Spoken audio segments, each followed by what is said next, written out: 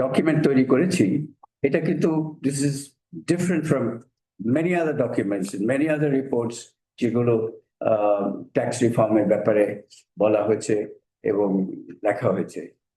This is a policy document. এই যে সরকার যে একটা উদ্যোগ নিল, যেটা এনবিআর কে ভাগ করে, এটা গত 20 বছর ধরে একটা ইয়ে ছিল, মানে গোল ছিল যে পলিসি এবং ইমপ্লিমেন্টেশন এই দুটো এক জায়গায় থাকে না। এটা অন্যান্য দেশেও, উন্নত দেশেও এটা আছে যে পলিসি করে আর একটা ডিপার্টমেন্ট, একটা মিনিস্ট্রি, এবং ইমপ্লিমেন্টেশনের কাজ, রেভিনিউ কালেকশনের কাজ, এটা আরেকটা মিনিস্ট্রি এবং এজেন্সির ব্যাপার। কিন্তু বাংলাদেশে এই দুটো একসাথে মেশানো ছিল। সো ডিসিশন হলো সরকারের যে একটা রেভিনিউ পলিসি ডিভিশন হবে, একটা রেভিনিউ ম্যানেজমেন্ট ডিভিশন হবে। সো রেভিনিউ পলিসি ডিভিশনের কিন্তু কোনো কোনো রেফারেন্স ডকুমেন্ট কিছু নাই। তো এই পলিসি গুলো কি, মানে what are the tax policies যেগুলো ইমপ্লিমেন্টেশন করা হবে, যেগুলো কারেন্টলি যেগুলো অ্যাপ্লাই করা হচ্ছে। সো সে কারণে সরকার একটু মিডিয়া থেকে রিকোয়েস্ট আছে যে ক্যামেরা একটু ছবি টবি তুলে একটু আচ্ছা শুরু করার আগে একটু ওকে ছবি টবি আগে হোক, আপনারা রিকোয়েস্ট করেন এনিথিং, আপনার যেটা মানে একটু হ্যাঁ তাকে বেশি জানতে লাগছে। তাহলে একটু করে পুশ করতে পারি ওই দিয়ে একটু হালকা। ঠিক আছে এখন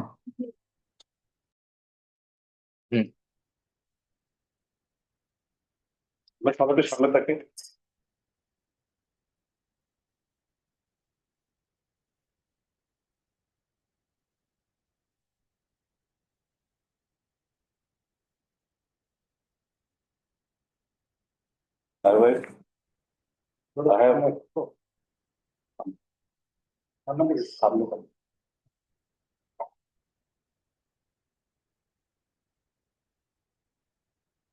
ধন্যবাদ ধন্যবাদ ধন্যবাদ। আচ্ছা, আমি একটু জিজ্ঞেস করবো কে কে কোথা থেকে আসছেন? মালা ফিনান্সিয়াল এক্সপ্রেস, তারপরে আমার নাম মুন্না রশিদ, আমি স্টার নিউজের সিনিয়র রিপোর্টার আছি। Star news.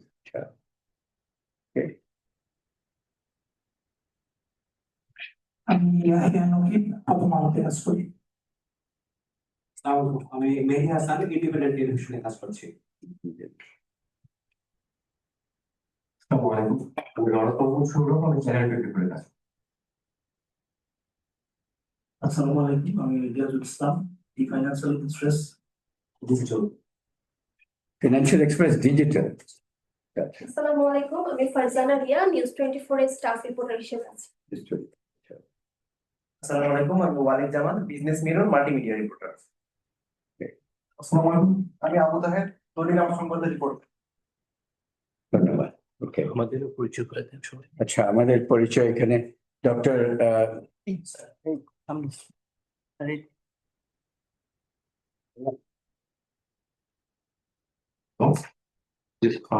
আমার নাম বৈষ্ণব খন্দকার, আমি পলিসি রিসার্চ রিসার্চ ডিরেক্টর হিসেবে আছি।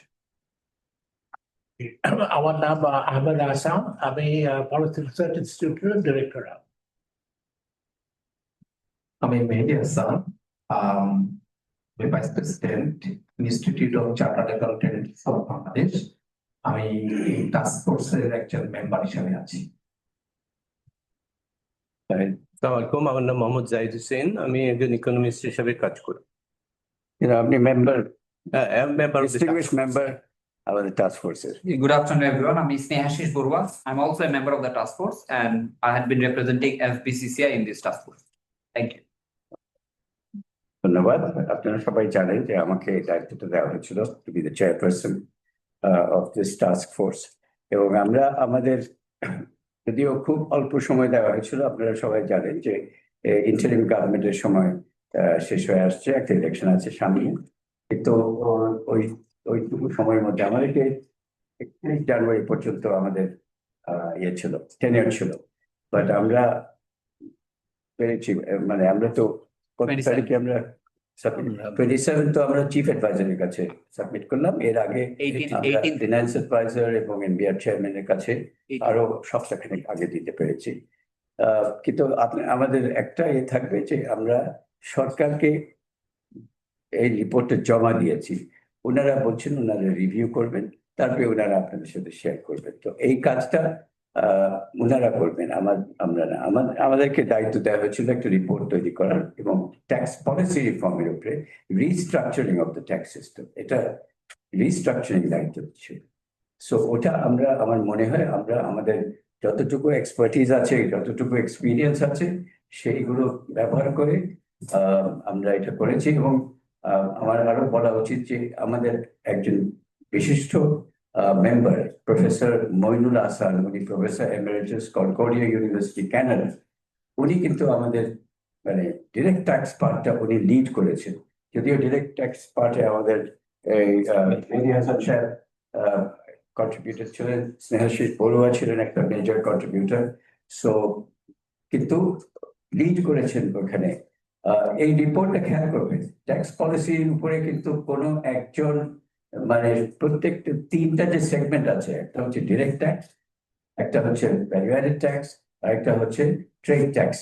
এগুলো মানে কোনো একজনকে পাবেন না যে মানে সব 3টাতে একদম এক্সপার্ট। এটা ইকোনমিক্স ফিল্ডেও নাই, ট্যাক্স ফিল্ডেও কম আছে। যে মানে যেটাকে বলে gold standard of tax reform, একটা রিপোর্ট আছে মার্লিস রিভিউ, ইংল্যান্ডে এটা 2010-11 সালে এই রিপোর্টটা বেরিয়েছিল। এটা খুব মানে আন্তর্জাতিকভাবে খুবই প্রশংসিত ট্যাক্স রিফর্মের রিপোর্ট হিসেবে। কিন্তু ওই মার্লিস রিপোর্টেও জেমস মার্লিস ছিলেন একজন নোবেল লরিয়েট ইকোনমিস্ট, উনি ট্যাক্সের এক্সপার্ট, এবং উনিও কিন্তু ডিরেক্ট ট্যাক্স এবং ভ্যালু অ্যাডেড ট্যাক্সের উপরে ওনার রিপোর্টটা প্রচুর আছে, কিন্তু ট্রেড ট্যাক্সের উপরে নেই। Partly because হয়তো ইংল্যান্ডে trade tax is not a big issue, trade tax দিয়ে খুব একটা রেভিনিউ কালেক্ট হয় না। বাট এনিওয়ে, তো আমাদেরও এখানে আমরা আমাদের 10 জন মেম্বার ছিলেন। 10 জন মেম্বারের মধ্যে লিডারশিপ রোল একজন লিড নিয়েছেন ডিরেক্ট ট্যাক্সের উপরে। ডিরেক্ট ট্যাক্সের মধ্যে আছে corporate income tax, personal income tax আর প্রপার্টি ট্যাক্স। তারপরে ভ্যালু অ্যাডেড ট্যাক্সের লিড নিয়েছেন একজন, আমাদের এখানে আছেন ডক্টর জাহিদ হোসেন। আর ট্রেড ট্যাক্স পার্টটা, যেহেতু আমি অনেক বছর 25-30 বছর ধরে বাংলাদেশের ট্রেড ট্যাক্স নিয়ে অনেক রিসার্চ করছি, গবেষণা করছি, সো এই দায়িত্বটা আমি নিয়েছিলাম। এবং ওভারঅল রিপোর্টটাকে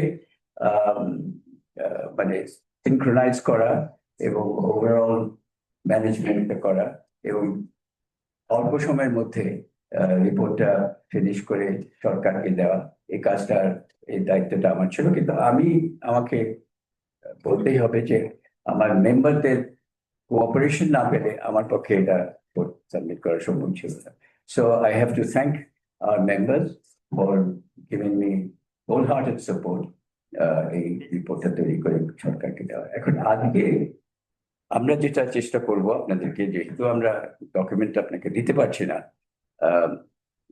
ডকুমেন্টের চেহারাটা কেমন, এটা আমরা টাইটেল দিয়েছি ট্যাক্স পলিসি ফর ডেভেলপমেন্ট, এবং এটা হচ্ছে reform agenda for restructuring the tax system. আমাদেরকে কতগুলি মৌলিক সংস্কারের কথা বলা হয়েছিল, তো আমরা সেটাই চেষ্টা করেছি। এরকম পলিসি ডকুমেন্ট কিন্তু এর আগে হয়নি। সো এটা আমরা চেষ্টা করেছি এই রিপোর্টে দিতে। আশা করি যদি ওই যে রেভিনিউ পলিসি ডিভিশন যদি কার্যকর হয়, তো এই রেভিনিউ পলিসি ডিভিশন এই ডকুমেন্টটাকে ব্যবহার করতে পারবে। আমরা আরেকটা জিনিস বলতে পারি যে আমরা প্রত্যেকটা ক্ষেত্রে direct tax, value added tax এবং ট্রেড ট্যাক্স, এগুলোর ক্ষেত্রে অপটিমাল মানে সবচেয়ে ভালো পলিসি কি হতে পারে, আমরা আমাদের রিসার্চে কি বলে এবং আন্তর্জাতিক এক্সপিরিয়েন্স থেকে কি বলে, আমরা চেষ্টা করেছি ওই উন্নত পদক্ষেপগুলো নেওয়ার জন্য আমরা প্রস্তাব করেছি। সেখানে সরকার অ্যাকচুয়ালি যখন ইমপ্লিমেন্ট করতে যাবে, মনে হচ্ছে যে আগামী সরকার হয়তো এটা দেখতে পারে। এই সরকারের মনে হচ্ছে না যে পলিসি ডকুমেন্টটা এখনো কিছু কার্যকরী করতে পারে। রেভিনিউ পলিসি ডিভিশন যদি হয়ে যায়, আমি শুনেছি যে ওই সেক্রেটারিজ কমিটি মিটিং 1 তারিখে হবে, তখন তারা ডিসাইড করবে যে ডিভিশনটা কার্যকরী করবে কিনা। সো তখন ওদের কাছে অন্তত একটা ডকুমেন্ট থাকবে কাজ আরম্ভ করার জন্য। এটাই আমাদের ইয়ে হবে, এবং পরবর্তী সরকার যখন আসবে তারা যখন দেখে যদি মনে করে যে এটা এই পলিসি ডকুমেন্টটা এটা কাজের হবে, ওনারা তখন এটা ইমপ্লিমেন্ট করতে পারে। তো আমরা আজকে আমি সংক্ষেপে বলি আমরা কি কি নিয়েছি। আমার কলিগ যারা আছেন মেম্বার, ওনারাও কিছু বলবেন ওনাদের কি কি করা হয়েছে। সো তারপরে আমি আপনাদের প্রশ্নের উত্তর দিব, আমরা সবাই মিলিয়ে আপনাদের উত্তর দিব। আচ্ছা, তো আমি এটা আরম্ভ করি। আমাদের যে বক্তব্যটা কি আছে এই ডকুমেন্টে, প্রথম কথা হচ্ছে যে আমরা আমাদের যে বর্তমান ট্যাক্স সিস্টেমটা, এই ট্যাক্স সিস্টেমটাকে আমরা রিভিউ করেছি এবং কোথায় গ্যাপস গুলো আছে, কোথায় সমস্যাগুলো আছে আমরা দেখেছি, এবং আমরা কতগুলো মানে এই সিস্টেমটাকে ইমপ্রুভ করার জন্য আমরা কতগুলো প্রস্তাব করেছি এই পলিসি ডকুমেন্টে। এবং শুধু পলিসি না, আমরা কিছু প্রসেস ইস্যু, পলিসি যখন আমরা বলি তখন আবার প্রসেস ও আমাদেরকে কিছু বলতে হয়, তো প্রসেস ইস্যু গুলো কিছু আমরা কভার করেছি, কিন্তু মেইন ফোকাস আমাদের ছিল এই ডকুমেন্টে পলিসি গুলো আর্টিকুলেট করা। সো প্রথম আমাদের বক্তব্য হলো, আমরা যখন এই বর্তমান যে ট্যাক্স সিস্টেমকে যখন আমরা অ্যাসেস করলাম, আমরা দেখলাম যে বর্তমান tax system is highly complex. এটা ডিরেক্ট ট্যাক্স হোক, ভ্যালু অ্যাডেড ট্যাক্স হোক বা ট্রেড ট্যাক্স হোক, it's too complex, it's not transparent, এবং কমপ্লেক্সিটির কারণে ইটস অলসো ইনএফিশিয়েন্ট। অ্যান্ড আরেকটা জিনিস যেটা হয়েছে যে it's heavily relied on indirect taxes, indirect taxation এর রিলায়েন্স টা খুব বেশি। সো আরেকটা কি বলা যায়, মানে মেইন উইকনেসটা আমরা যেটা দেখি যে ট্যাক্স বেসটা খুব ন্যারো ট্যাক্স বেস, আর ট্যাক্স অ্যাডমিনিস্ট্রেশন এত ম্যানুয়ালি করার, আজকালকার জগতে এত ডিজিটাইজেশন হয়ে গেছে, অটোমেশন হয়ে গেছে, কিন্তু এইটার ফল এখন পর্যন্ত বাংলাদেশে আসে নাই। এই ট্রেডে যেমন এসএকিউডা ছিল অটোমেটেড সিস্টেম অফ কাস্টম, 1994 চালু হয় বাংলাদেশে। এইটা এখনো ওই যে অটোমেটেড সিস্টেম নামে আছে, কিন্তু এটা কাস্টমস এর অটোমেশন হয়নি এখন পর্যন্ত, ম্যানুয়াল ফাইল এগুলো ইয়ে আছে। সো এইসব কারণে মানে because of narrow tax base, because of manual tax administration, actual revenue কালেকশনটা খুব সীমিত, ঠিকমতো হচ্ছে না। তো আমাদের আরেকটা জিনিস হচ্ছে যে অ্যাডহকিজম। এটা হচ্ছে যে আপনার কাছে যদি কোহেরেন্ট একটা ট্যাক্স পলিসি না থাকলে এটা ইমপ্লিমেন্টেশনেও সমস্যা হয়। সো আমরা এই জিনিসটা একটা প্রাধান্য দিয়েছি যে এই যে যত মানে ট্যাক্স ইমপ্লিমেন্টেশনের কাজ চলছে, ট্যাক্স কালেকশনের কাজ চলছে, এটার পেছনে পলিসি থাকা দরকার আছে। নীতিটা কি?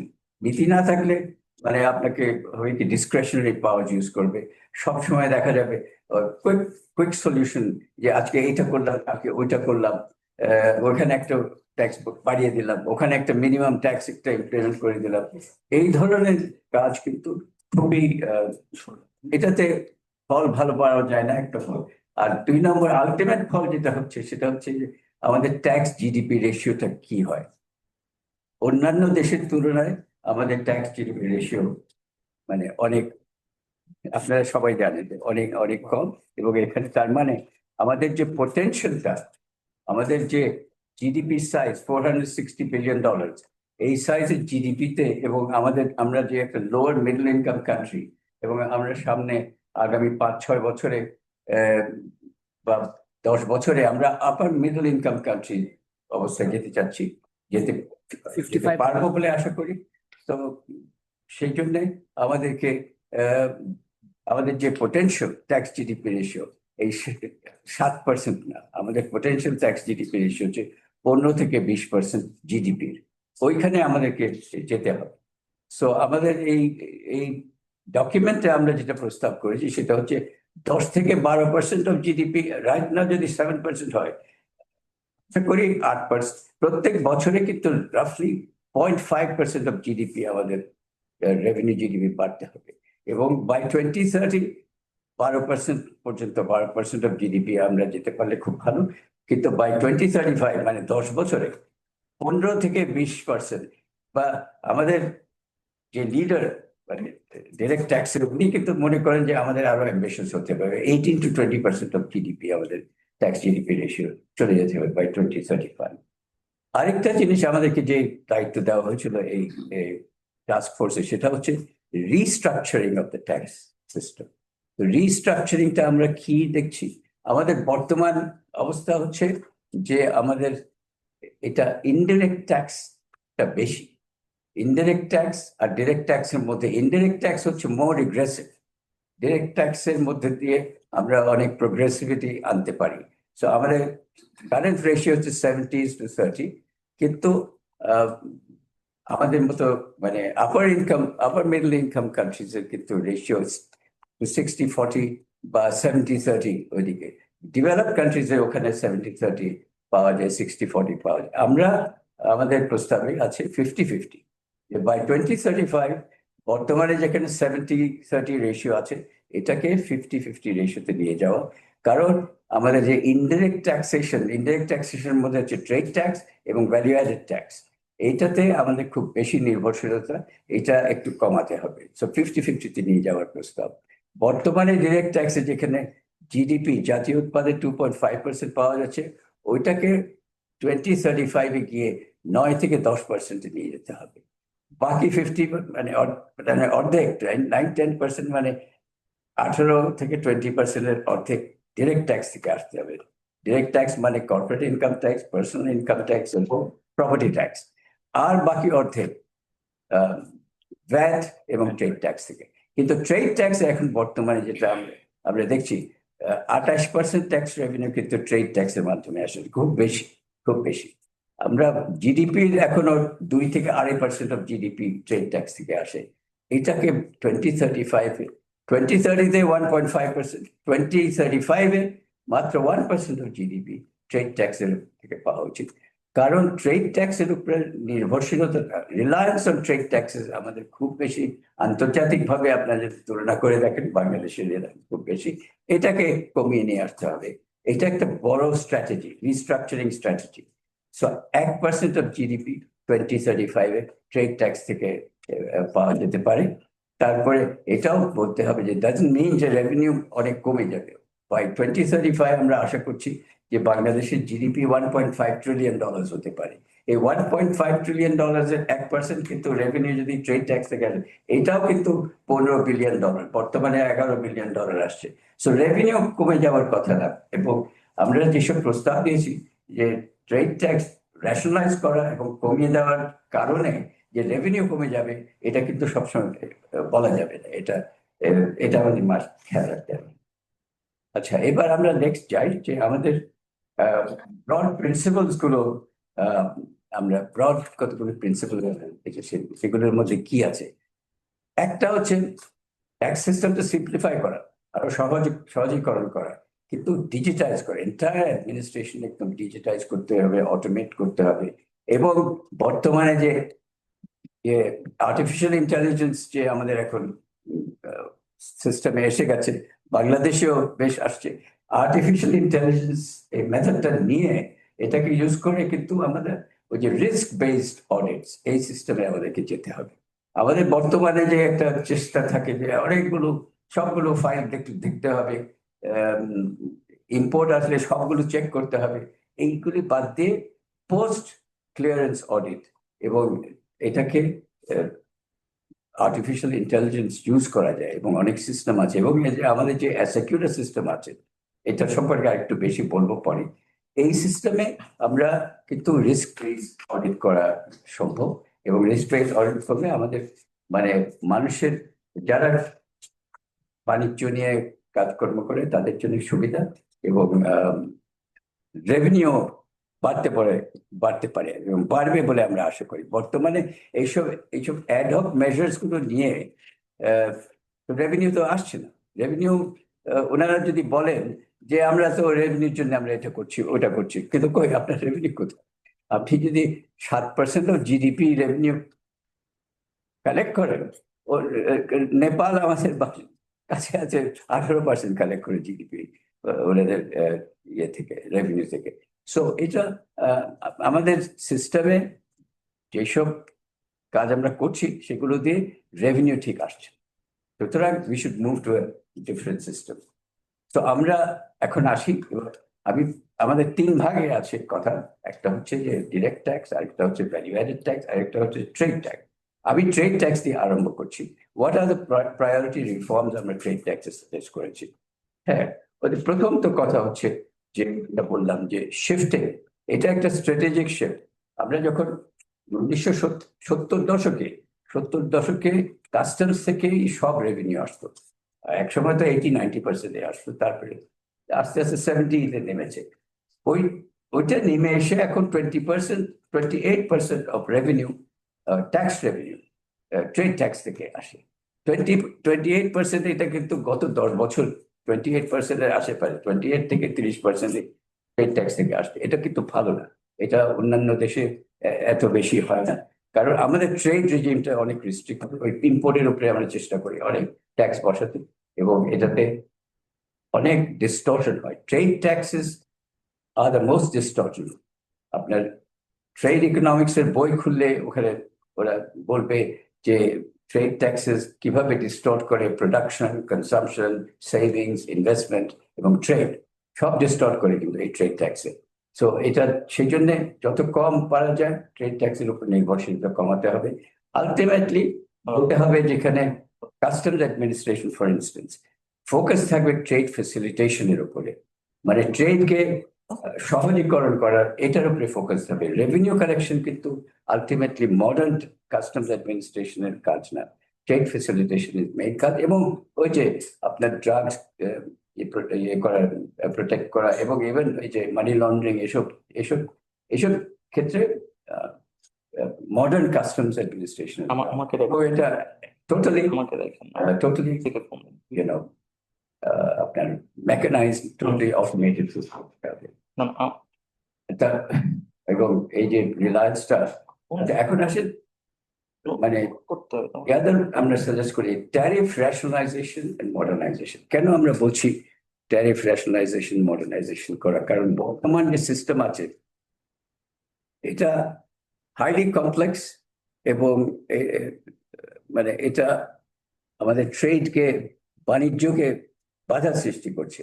আমাদের দেখতে হবে যে গত 20-25 বছরে, আমি বলবো 30 বছর ধরে, যে আমাদের যে এমপ্লয়মেন্ট জেনারেশন যে হয়েছে বাংলাদেশে, এমপ্লয়মেন্ট ড্রাইভার ছিল আমাদের আন্তর্জাতিক বাণিজ্য, ট্রেড লিবারালাইজেশন যে 1990s যখন করা হয়েছে, ওইটাতেই আমাদের মানে এমপ্লয়মেন্ট, শুধু ইন্ডাস্ট্রিয়ালাইজেশন না, ইন্ডাস্ট্রিয়াল গ্রোথ, তারপরে এমপ্লয়মেন্ট গ্রোথ ওইখান থেকে এসছে। তো এইখানে আমাদেরকে বর্তমান যে ট্যারিফ স্ট্রাকচার আছে এটা হাইলি কমপ্লেক্সিটির আমি 2টা উদাহরণ দিই। একটা হচ্ছে যে আমাদের শুধু কাস্টম ডিউটি, আমরা টেক্সট বই, যখন ট্রেডের টেক্সট বই যারা পড়েন তারা দেখবেন যে ওখানে বলে যে ট্যারিফ ধারণা হচ্ছে যে কাস্টম ডিউটি, কিন্তু বাংলাদেশে আমাদের কাস্টম ডিউটি আছে, regulatory duty, supplementary duty, VAT on imports, advance income tax, advance VAT, এতগুলি কমপ্লেক্সিটি। WTO এটা রেকগনাইজ করে না। WTO বলে ভাই আমরা তোমাদের কাস্টম ডিউটি বুঝি, আরগুলো বুঝি টুঝি না। সো WTO খাতায় লেখা আছে বাংলাদেশের কাস্টম ডিউটি তো ম্যাক্সিমাম হচ্ছে 25%, আর অ্যাভারেজ কাস্টম ডিউটি হচ্ছে 14%, খুব ভালো। কিন্তু আরো 14% হচ্ছে প্যারাটারিফ, আরো 14% আসতেছে ইয়ে থেকে, সাপ্লিমেন্টারি ডিউটি, রেগুলেটরি ডিউটি, হাবিজাবি সব। আমরা এগুলি কি বলেছি, এখানে আলটিমেটলি বাংলাদেশকে একটা কাস্টম ডিউটিতে যেতে হবে, এবং সেখানে আমরা আমাদের যে রেশনালাইজেশন। আচ্ছা, আরেকটা আমরা বলেছি not only tariff rationalisation, protection ও রেশনালাইজেশন করতে হবে। আমাদের এখানে যে প্রোটেকশন সিস্টেম, এটা নানান ভাবে এবং খুব বেশি, আমাদের নমিনাল প্রোটেকশন রেট যেখানে আছে অ্যাভারেজ 28% এখন নমিনাল প্রোটেকশন রেট, কিন্তু অ্যাভারেজ টোটাল ট্রেড ট্যাক্স যখন অ্যাভারেজ করে 55%। এগুলি মানে আন্তর্জাতিক ভাবে বাংলাদেশের এই ট্যারিফ পজিশনটা অনেক উঁচু উঁচু লেভেলে, এবং ইট রিস্ট্রিক্টস ট্রেড, এবং এটা একটা বড় কারণ যে ফরেন ইনভেস্টররা বাংলাদেশে আসতে চায় না, তাদের ট্রেড রেজিম যখন দেখে, এটা একটা সমস্যা। কিন্তু আরো একটা সমস্যা, যে জন্য আমরা ট্যারিফ মডার্নাইজেশনের কথা বলি, ট্যারিফ ন্যাশনালাইজেশন কথা বলি, কারণ আমাদের tariff system acts as anti export bias. আমরা তো এক্সপোর্টের কথা বলি, আমরা বলি এক্সপোর্ট আমাদেরকে এক্সপোর্ট। গত 25-30 বছরে বাংলাদেশ ইকোনমির যে অগ্রগতি হয়েছে, এক্সপোর্ট ওরিয়েন্টেড গ্রোথ হয়েছে, এবং এই এক্সপোর্টের দিকে আমাদের নজর আছে। কিন্তু মনে হয় যে আমরা সত্যি সত্যি নজর রাখি কিনা। হ্যাঁ, আমাদের রেডিমেড গার্মেন্টে আমরা সফল হয়েছি, আমাদের খুব ভালো প্রোগ্রেস হয়েছে, কিন্তু ওই একটা প্রোডাক্টের উপর নির্ভরশীলতা, আপনারা সবাই জানেন যে এটার ভালনারেবিলিটি আছে। কিন্তু যখন আমরা অন্য জায়গায় যাই, যে নন গার্মেন্ট এক্সপোর্টস, এখানে আছে নন গার্মেন্ট এক্সপোর্টস এর যখন যাই, তখন দেখি যে নন গার্মেন্ট এক্সপোর্ট আমরা কিন্তু প্রমোট করছি না, ইনসেন্টিভ আমরা নন গার্মেন্ট এক্সপোর্টে দিচ্ছি না। বা এক্সপোর্টের দুটো বাজার আছে, একটা এক্সপোর্ট বাজার, আরেকটা হচ্ছে ডোমেস্টিক বাজার।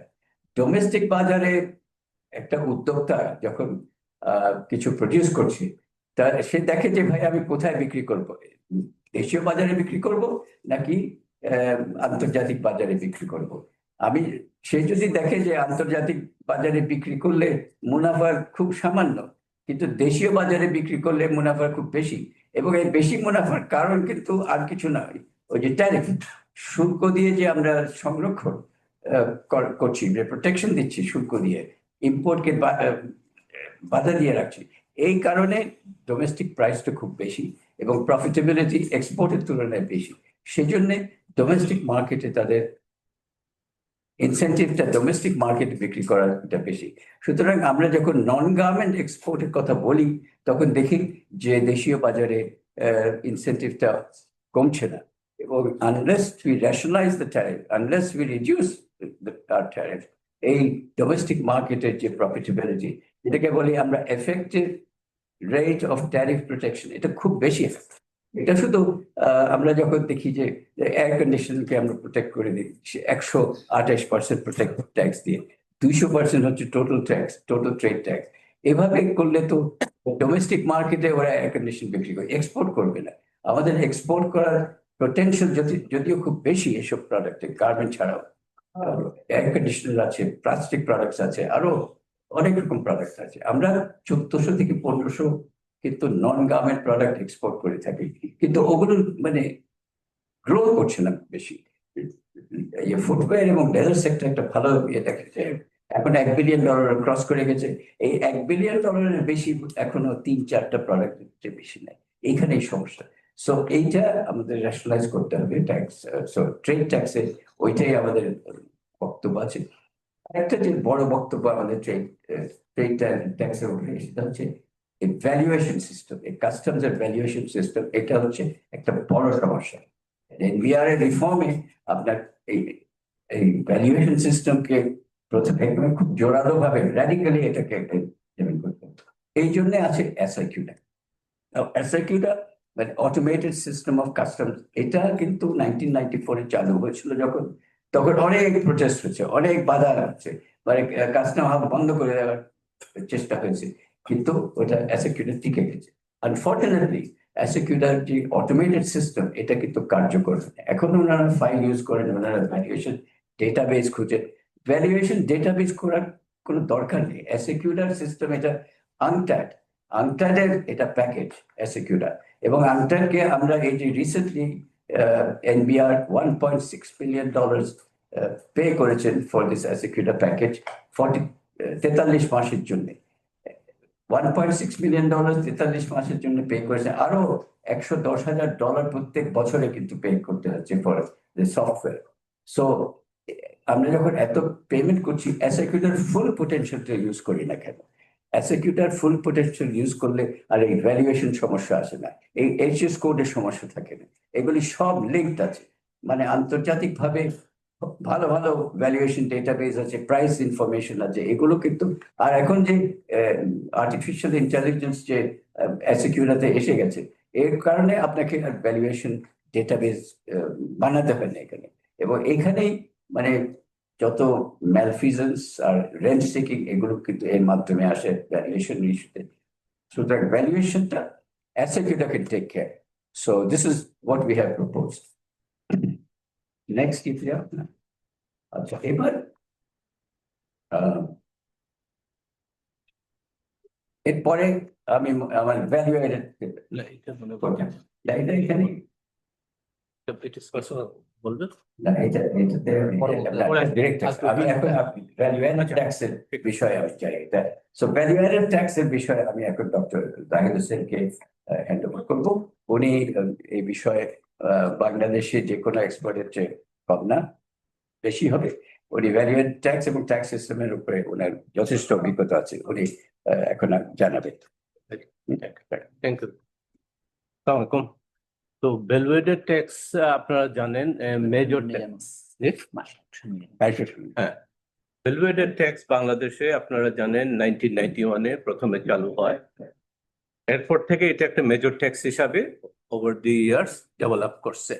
এখন সিঙ্গল বিগেস্ট রেভিনিউ যদি ধরেন তাইলে দেখবেন এটা ভ্যালুয়েটেড ট্যাক্স। তো ভ্যালুয়েটেড ট্যাক্সের সাথে আরেকটা ট্যাক্স আছে যেটা এটার সাপ্লিমেন্ট ধরা যায় ওই আইনের অধীনে। অরিজিনালিও ছিল 91 সালে, 2012 সালে আইনেও তাই, সাপ্লিমেন্টারি ডিউটি, যেটা সাপ্লিমেন্টারি টু ভ্যালুয়েটেড ট্যাক্স। এর একটা ব্যাকগ্রাউন্ড আছে। অতীতে 91 সালে যখন ভ্যালুয়েটেড ট্যাক্স সিস্টেমটা চালু হয় তখন এটা এক্সাইজের পরিবর্তে, আগের যে এক্সাইজ ছিল এবং ইম্পোর্ট স্টেজে সেলস ট্যাক্সের পরিবর্তে ভ্যালুয়েটেড ট্যাক্স হয়।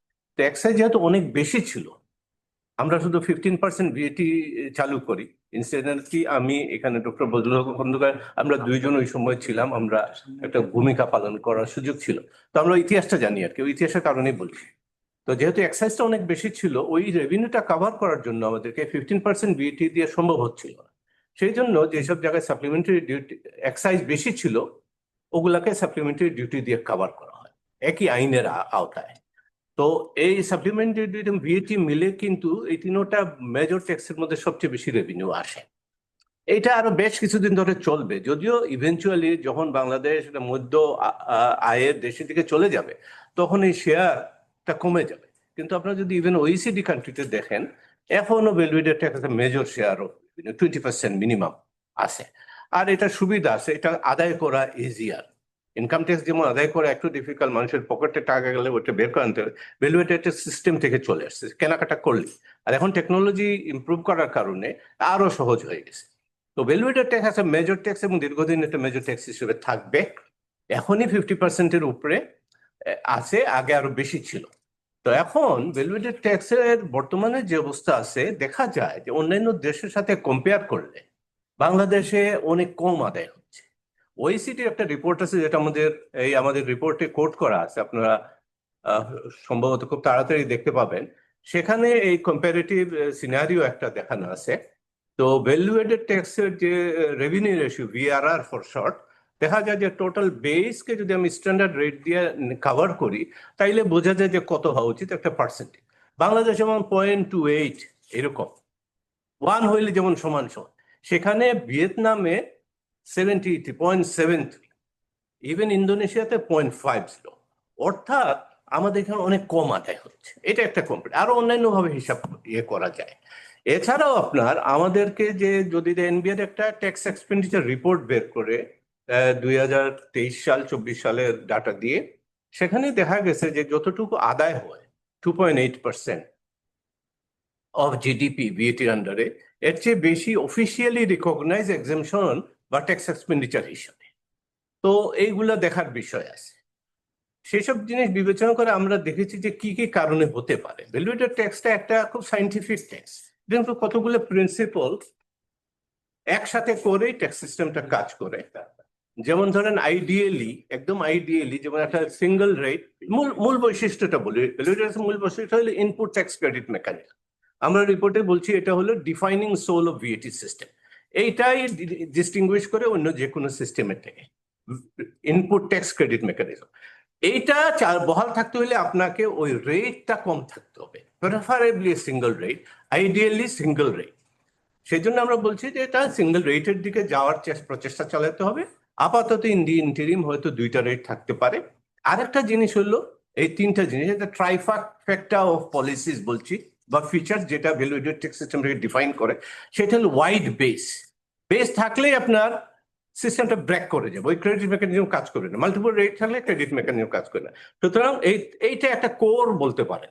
কোর মানে যেটা সেট অফ আনব্লকেবল অ্যালোকেশনটা, ওইটাই কাজ করবে। ওইটা ভাঙলেই আপনার সিস্টেম ব্রেকডাউন করবে। যেমন আপনি একটা নদী ক্রস করার জন্য হাফ এ ব্রিজ থাকতে পারবে না, টোটাল ব্রিজ হইতে হবে, এরকম। সেজন্য একটা ফ্র্যাগমেন্টেড সিস্টেম কাজ করছে। তো আমাদের সাজেশন হয়েছে ওখানে যে আমরা চেষ্টা করব এই 3টা ফিচার্সকে যাতে অপারেশনালাইজ করা যায়। এইটা তার জন্য এক্সামশন যেগুলো বাইরে আছে সেগুলো এক্সামিন করতে হবে, সেই দায়িত্বটা আমরা রেখে দিছি ওখানে। যে অনেক চিন্তা ভাবনা করে হায়ার পলিসি লেভেলে হয়তো ইন্ডিকেট করবেন ওরা যে কোথায় করা যায়। এইগুলো এক। সেকেন্ড হলো মেকানিজম আমরা সাজেস্ট করেছি যে কিভাবে ইনফর্মাল সেক্টর যেখানে রয়ে গেছে, যেখানে অনেক কাভারেজের বাইরে ওইটাকে আনা যায়। হ্যাপিলি টেকনোলজির কারণে এটা সম্ভব হবে। যেমন ইলেকট্রনিক, যদি সেন্ট্রালাইজ ইলেকট্রনিক ইনভয়েসিং চালু করা যায়, তাইলে আপনার ওভার টাইম ইনফর্মাল সেক্টর থাকবে না, ওইটা ক্যাপচার্ড হয়ে যাবে। এই ফর্মাল ইনফর্মাল লিঙ্কেজ এবং সিম্পল মেকানিজমের মাধ্যমে আপনার এই অনেক বেস ওয়াইডেন করার সুযোগ আছে। এগুলো হলো মেজর ফিচার্স। এছাড়াও ওই ভ্যালুয়েটেড ট্যাক্স অ্যাক্টের আন্ডারে সাপ্লিমেন্টারি ডিউটিটা আদায় হয়। ডক্টর জাহিদুল সাহেব সুন্দরভাবে এক্সপ্লেন করেছেন যে কাস্টমস ডিউটি হওয়ার কথা আপনার প্রোটেক্টিভ ইনস্ট্রুমেন্ট, সেখানে আমাদের ভ্যালুয়েটেড ট্যাক্স সাপ্লিমেন্টারি এগুলো প্রোটেক্টিভ ইনস্ট্রুমেন্ট হিসেবে অনেক ক্ষেত্রে কাজ করছে। সেই জন্য আমাদের সিস্টেমটা কাজ করছে না এইখানে। তো আমরা ওখানে সাজেস্ট করেছি যে শুধু custom duty protective role play করবে। বিএটি যদি থাকে তাহলে এটা ট্রেড নিউট্রাল, অর্থাৎ ইম্পোর্টে থাকলে ডোমেস্টিকে ইকুইভ্যালেন্ট থাকতে হবে। সাপ্লিমেন্টারি ডিউটি যদি ইম্পোর্টে থাকে ডোমেস্টিকে ইকুইভ্যালেন্ট থাকতে হবে, তাইলে ট্রেড নিউট্রাল হবে। চাইলে আপনার ডোমেস্টিক প্রোডাকশন এক্সপোর্টের জন্য ওই ফেয়ার রিসোর্স অ্যালোকেশনের জন্য ফেয়ার সিস্টেমটা থাকবে। তো এই আইডিয়াল জিনিসগুলো ওইখানে আসে। তাছাড়াও আরো কিছু কিছু জিনিস দেখবেন আপনারা রিপোর্টে আছে। যেমন আমরা টেকনোলজির উপরে খুব জোর দিয়েছি 2টা জায়গায়। যেমন কমপ্লায়েন্স পলিসিতে দেখা গেছে যে পলিসি ডিস্টর্শনের কারণে যতটুকু হচ্ছে, ফরগন রেভিনিউ হচ্ছে, তার চেয়ে বেশি কমপ্লায়েন্স এবং ইয়েতে হচ্ছে, কমপ্লায়েন্স এবং এনফোর্সমেন্ট। এটা অর্থনীতির ভাষায় হয়তো ডেড ওয়েট লস বলে, আমরা ওইভাবে এক্সপ্লেন করছি। যেহেতু আমরা পুরো রিপোর্টটাই ইকোনমিক রেশনাল বা জাস্টিফিকেশন অনুযায়ী দাঁড় করানোর চেষ্টা করেছি বাংলাদেশের রিয়েলিটি বিবেচনায় রেখে। তো ওখানে আমরা দেখিয়েছি যে কোথায় গিয়ে আসলে ট্যাক্স ইনডিউস ডিস্টর্শন হচ্ছে। তো এক্সেস বার্ডেন অফ ট্যাক্স হয়ে যাচ্ছে, আপনার আনইনটেন্ড, আপনার চাচ্ছেন না কিন্তু হয়ে যাচ্ছে সিস্টেমেটিক, ওটা দূর করার আমরা চেষ্টা করে বলছি। তো কমপ্লায়েন্সের ওখানেও আপনার টেকনোলজিকে লেভারেজ করে কিভাবে আপনার এই জিনিসটা অনেক সহজ করা যায়। যেমন কমপ্লায়েন্সের প্রসেসের মধ্যে যেমন ধরুন রিটার্ন সাবমিশনটা, ট্যাক্স পেমেন্টটা, অ্যাসেসমেন্টটা যতটা হিউম্যান কন্ট্যাক্ট মিনিমাইজ করে করা যায়, এবং ইনভয়েসটা যদি আপনি অটোমেটিক জেনারেট করেন, সাথে সাথে আমি একটা জিনিস গিয়ে একটা মার্কেটে কিনলাম, ওই ট্যাক্স অথরিটির কাছে এটাও রেকর্ডেড হয়ে গেল। পরবর্তীতে আমার রিটার্ন যখন তৈরি হবে তখন দেখা গেল যে আমার এই জিনিসটা পে করা আছে, বোথ সাইডস থেকে সেলার এবং বায়ারের কাছ থেকে জিনিসটা রেকর্ডেড হয়ে যাবে। তো এতে করে অনেক মানে ডিসপিউট কমে যাবে, হ্যাসেল ফ্রি ভাবে রেভিনিউ কালেকশন হবে, বোথ সাইডসে ট্যাক্স কালেক্টরদের জন্য সুবিধা হবে, তারা অনেক কম মোর এফিসিয়েন্টলি এবং কম ঝামেলার মধ্যে দিয়ে ট্যাক্স আদায় করতে পারবে, আর ট্যাক্স পেয়ারের জন্য এটা ট্যাক্স ফ্রেন্ডলি হবে। অন দি আদার হ্যান্ড এইটাকে সিস্টেমটাকে এমনভাবে ডিজাইন করার জন্য সাজেশন দেওয়া হয়েছে যাতে করে মানুষ ভলেন্টারিলি কমপ্লাই করে, যাতে করে কিভাবে করবেন, যেটা মেকিং ইভেশন কস্টলি, মানে ইভেশন করলে এটা অটোমেটিকলি সিস্টেমে ধরা পড়বে। আর দুই দিক থেকে ব্যালেন্স করার জন্য আমরা যেমন audit system, risk base, highly selective, কতগুলি রিস্ক স্কোরিং এর সিস্টেম দেওয়া সাজেস্ট করা হয়েছে, তার ভিত্তিতে বের করে না যে আমি এটা যদি করি, আমি জাস্ট দেখা যায় বারবার আমি বেশি রিফান্ড নিয়ে নিচ্ছি বা রিবেট নিয়ে নিচ্ছি, তাহলে আমি হলে রিটার্নটা টাইমলি দেই নাই, আমি একজন ডেলিনকুয়েন্ট ট্যাক্স পেয়ার, আমাকে আইডেন্টিফাই করলো, তো লাখে একজনকে করলো, কিন্তু যাকে করবে ধরা পড়বে ট্যাক্সে তার জন্য এটা বিপজ্জনক হবে এবং সেই কারণে এটা খুব রিস্কি হবে। সো এই পুরা package of reforms mainly policy, compliance এবং এনফোর্সমেন্ট মেইন পার্টটা হলো অডিট, আরো আপনারা জানেন বেশ কিছু জিনিস কাজ করে, ইন্সপেকশন, আরো ইনভেস্টিগেশন, ইন্টেলিজেন্স, অনেক ফাংশনস আছে এনফোর্সমেন্টে। সব মিলিয়ে ওভারঅল এইটা, কারণ বাংলাদেশের revenue for the next several years, 8-10 বছর অনেক সুযোগ আছে ভিএটি থেকে অনেক আসে। আরেকটা বিষয় আমরা পয়েন্ট আউট করছি, টেকনোলজিক্যাল ইমপ্রুভমেন্টের কারণে ট্রেডের প্যাটার্ন, যে আপনার ইলেকট্রনিক পারচেজেস, আপনার অনলাইন পারচেজ ইত্যাদি হচ্ছে, ভবিষ্যতে আপনার ব্লক চেইনের ব্যবহার আসবে, মানে সুবিধাও আসবে আপনাদের ট্যাক্স কালেক্টরের জন্য, চ্যালেঞ্জেসও আসবে। ওগুলি কিভাবে অ্যাড্রেস করা যায় সিস্টেমেটিক্যালি, ক্যাপাবিলিটি বিল্ড করে, সেইটাও এখানে সাজেস্ট করা হয়েছে। তো আমরা মূলত ভিএটিটাকে এবং পরবর্তীতে ইনকাম ট্যাক্স বিষয়ে বলা হবে একটা মেজর সোর্স অফ রেভিনিউ, কারণ ওভার টাইম এন্টায়ার রিপোর্টে আপনারা দেখবেন একটা ট্রানজিশন সাজেস্ট করা হয়েছে। প্রথমে অতীতে যেমন আমাদের customs duty main source of revenue ছিল, আস্তে আস্তে কমছে। এই রেভিনিউ রেসপন্সিবিলিটিটা ইমিডিয়েটলি কাস্টম থেকে ভিএটি টেক ওভার করছে। ইভেনচুয়ালি হয়তো এটা ভিএটি এবং ইনকাম ট্যাক্সের মধ্যে আরো অনেক পরে ইন দ্য ডিস্টেন্ট ফিউচার হয়তো ইনকাম ট্যাক্স মেজর হবে এই রিফর্মটা। এছাড়া আরেকটা প্রিন্সিপাল আমরা ফলো করছি এখানে পুরা রিপোর্টে, যে আমরা কোন ইনস্ট্রুমেন্ট, যেমন ভিএটি একটা ইনস্ট্রুমেন্ট, ইনকাম ট্যাক্স একটা ইনস্ট্রুমেন্ট, সাপ্লিমেন্টারি ডিউটি একটা ইনস্ট্রুমেন্ট, কাস্টম ডিউটি একটা ইনস্ট্রুমেন্ট, এক একটা ইনস্ট্রুমেন্ট এক একটা রোলের জন্য স্পেশালাইজড। এটা ওয়েল নোন ইকোনমিক্স এর প্রিন্সিপাল আছে, টিনবার্গেন প্রিন্সিপাল বলে। তো সেই ক্ষেত্রে ভিএটি রেভিনিউ দিবে, ইনকাম ট্যাক্সও রেভিনিউ দিবে, কাস্টমস দিবে প্রোটেকশন, আবার ইনকাম ট্যাক্সে একটা পার্ট হবে ডিস্ট্রিবিউশন বা সোশ্যাল ইকুইটির জন্য কিছু কাজ আছে, কাস্টমসের সেই কাজটা নাই। ভিএটির সাথে যে সাপ্লিমেন্টারি ডিউটি আছে সেটাও কিছুটা কাজ করবে, অর্থাৎ যাতে করে ক্লিয়ার ফাংশন গুলা ডেলিনিয়েট করার রিকমেন্ডেশন আছে, যে আলটিমেটলি কাস্টম শুধু প্রোটেক্টিভ রোল প্লে করবে, সেজন্য রেটটা কমে আসবে। তাতে করে যে বেনিফিট গুলো আসবে ডক্টর সত্তার চমৎকার ভাবে বুঝিয়ে বলছেন। সো ওভারঅল এই জিনিসটা এই রিফর্ম প্যাকেজ হিসেবে আমরা সাজেস্ট করেছি, mainly based on well known economic principles, tested অন্যান্য দেশে, সব জায়গায় অন্যান্য দেশে বললে হয়তো বলবেন যে বাংলাদেশের সাথে মিলবে কিনা, আমরা সেগুলোকে টেইলর ডাউন টু বাংলাদেশের রিয়েলিটি করার চেষ্টা করছি, যাতে করে প্র্যাকটিক্যাল হয় আর হঠাৎ করে জাম্প না করে যে আমি এই করে অভ্যস্ত, আপনার টেকনোলজিকে সুপিরিয়র, ধীরে ধীরে ধীরে ধীরে যাতে সময়ের সাথে সাথে অ্যাডজাস্ট করা যায়। তো এই রিকমেন্ডেশন গুলো যদি ফলো করা হয় এবং তার সাথে সাথে যে অ্যাডমিনিস্ট্রেটিভ রিফর্ম গুলো অলরেডি আন্ডারওয়ে, তাতে করে দেখা যায় যে বাংলাদেশে রাজস্ব আয় ভবিষ্যতে অনেক বাড়বে, যেটা অত্যন্ত দরকার। রেভিনিউ এখন যা আসছে এইটা দিয়ে নতুন বাংলাদেশকে চালানো খুব ডিফিকাল্ট হবে, রেভিনিউ অনেক বেশি আসতে হবে এবং সেই অপরচুনিটি আছে। এইটা হলো গিয়ে সময়, এই রিফর্মটা হলে এটা অনেক কাজে লাগবে।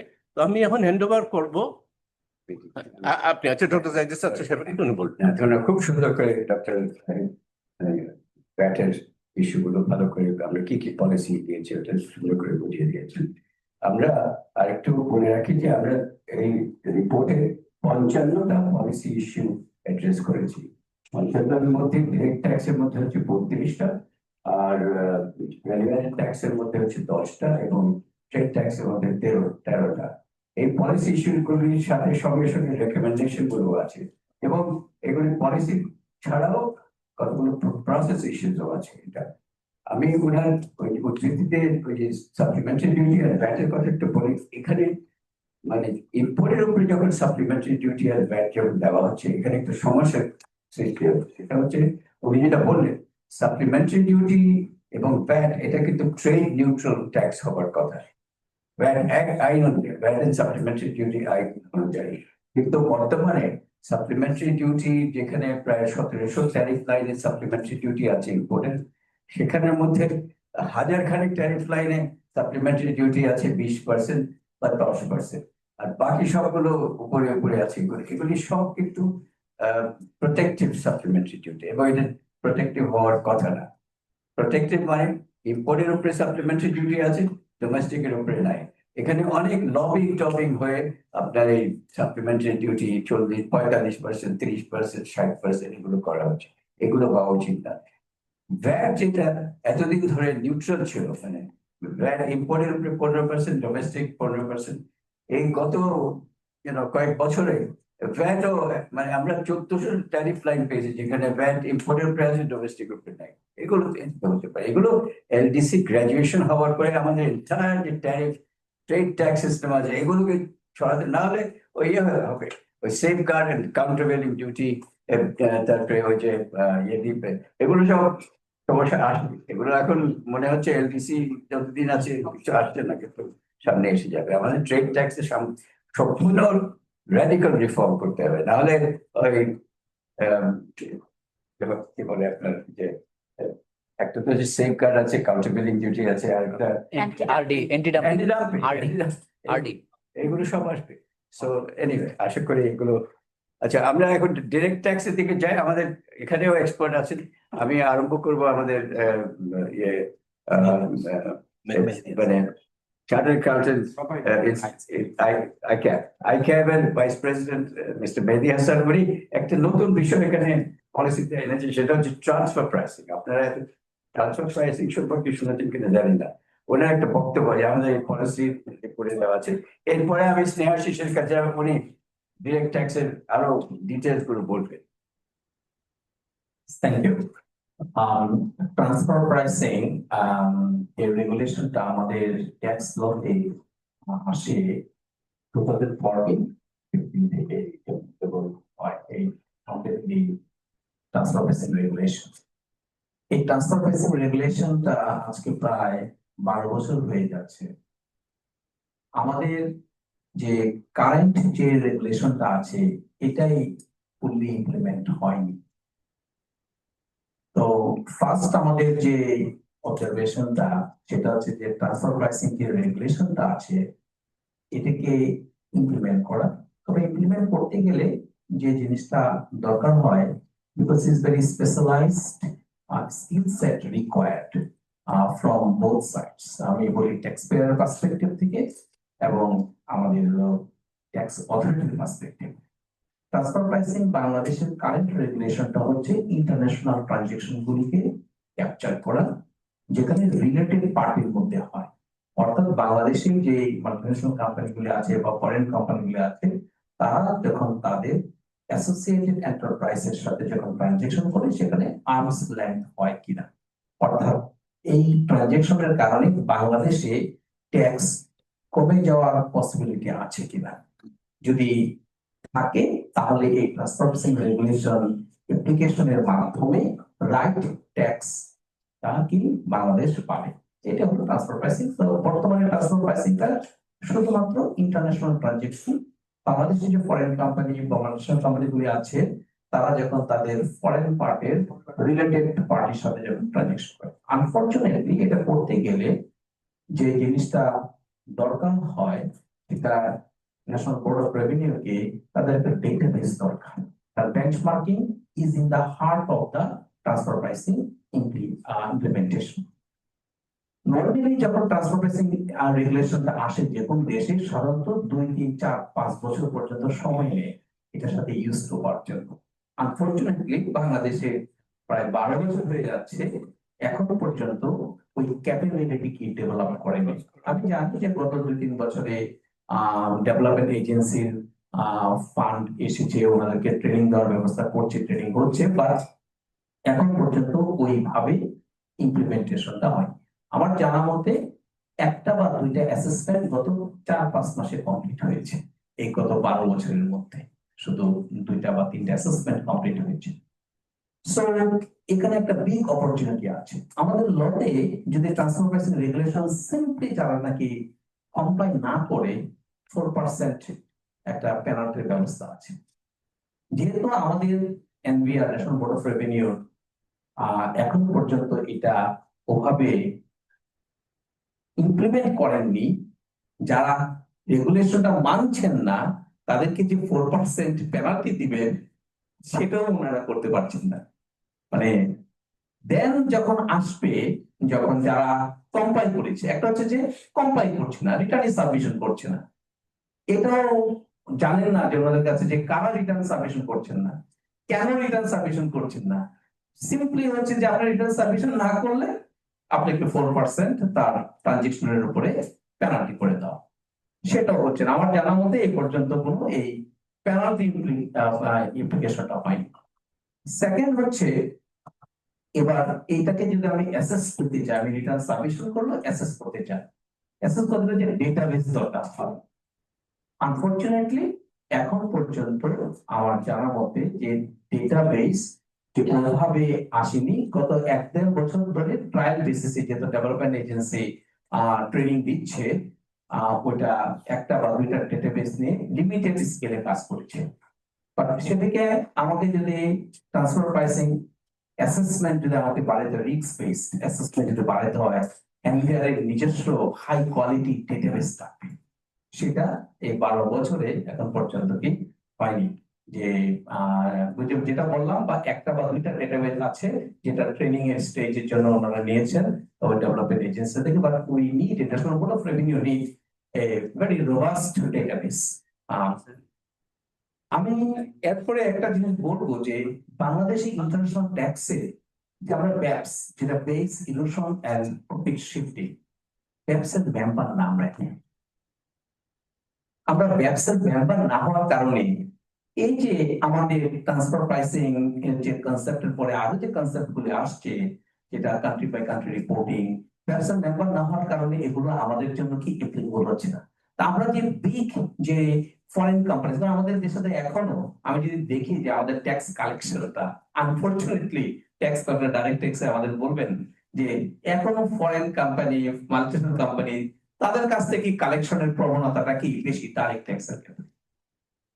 তো আমি যেটা বলবো যে আমাদের যে ব্যবসার, আমাদের ইন্টারন্যাশনাল যে বডিগুলি আছে তাদের সাথে আমাদের মেম্বারশিপ না থাকার কারণে আমরা অনেক কিছুই কি আমাদের ওই ব্যবসার যে রুলস রেগুলেশন গুলি আমরা কি এখানে কি কমপ্লাই করতে পারছি না, বা কোম্পানিদেরকে কমপ্লাই করতে পারছি না। আরেকটা ম্যাটার হচ্ছে যে গ্লোবালি এখন মিনিমাম ট্যাক্স কনসেপ্টটা আসছে, যেটা আমাদের দেশে অনেক সময় যে আমরা বলি ট্যাক্স এক্সেম্পট, যে আমরা বলে দিই যে ফরেন কোম্পানিরা অনেক সময় আছে যে সেক্টরের ট্যাক্স এক্সেম্পট। এই কোম্পানিগুলি, ফরেন কোম্পানিগুলি যখন বিদেশে যায় প্রফিট নিয়ে, ডিভিডেন্ড নিয়ে, তাদের না গ্লোবাল যে কনসলিডেশনটা দেখে যে বাংলাদেশ থেকে একটা কোম্পানি তার গ্লোবাল কোম্পানির হাতে 10% প্রফিট করেছে, বাংলাদেশের প্রফিটটা কিন্তু ট্যাক্স ফ্রি। তার দেশে গিয়ে ওই দেশের অথরিটি বললো আচ্ছা এইটা প্রফিটটা ট্যাক্স ফ্রি, কিন্তু ট্যাক্স দিতে পারোনি, এখন কিন্তু আমাকে দিতে হবে। তুমি ওই দেশে ট্যাক্স না দিতে পারলো আমাকে ট্যাক্স দিতে হবে। এটা কে বলে? বড় বড় কোম্পানি বলে এটা, এটা লাগে পিলার টু ট্যাক্স। এটা গ্লোবাল টার্মিনোলজি আছে, পিলার টু ট্যাক্স 15% মিনিমাম তার প্রফিটের উপরে দিতে হবে। সেটা যে দেশ থেকে হয়, কোন দেশে যদি এটা এক্সেপশন হয়ে আসে ইন্টারমিডিয়েট হিসেবে, এটা রাইটটা কার?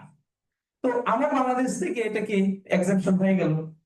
এখন ইমিডিয়েট প্যারেন্ট কোম্পানি সিঙ্গাপুর, সিঙ্গাপুরে টাকাটা চলে গেল, সিঙ্গাপুর থেকে চলে গেল আমেরিকাতে টাকাটা, ঠিক আছে, বৈধভাবে। এটা ভেরি লেজিটিমেট প্রফিট, এখানে কোনো কিছু ইললিগাল কিছু নাই। কিন্তু বাংলাদেশে এটা কি ট্যাক্স ফ্রি ছিল।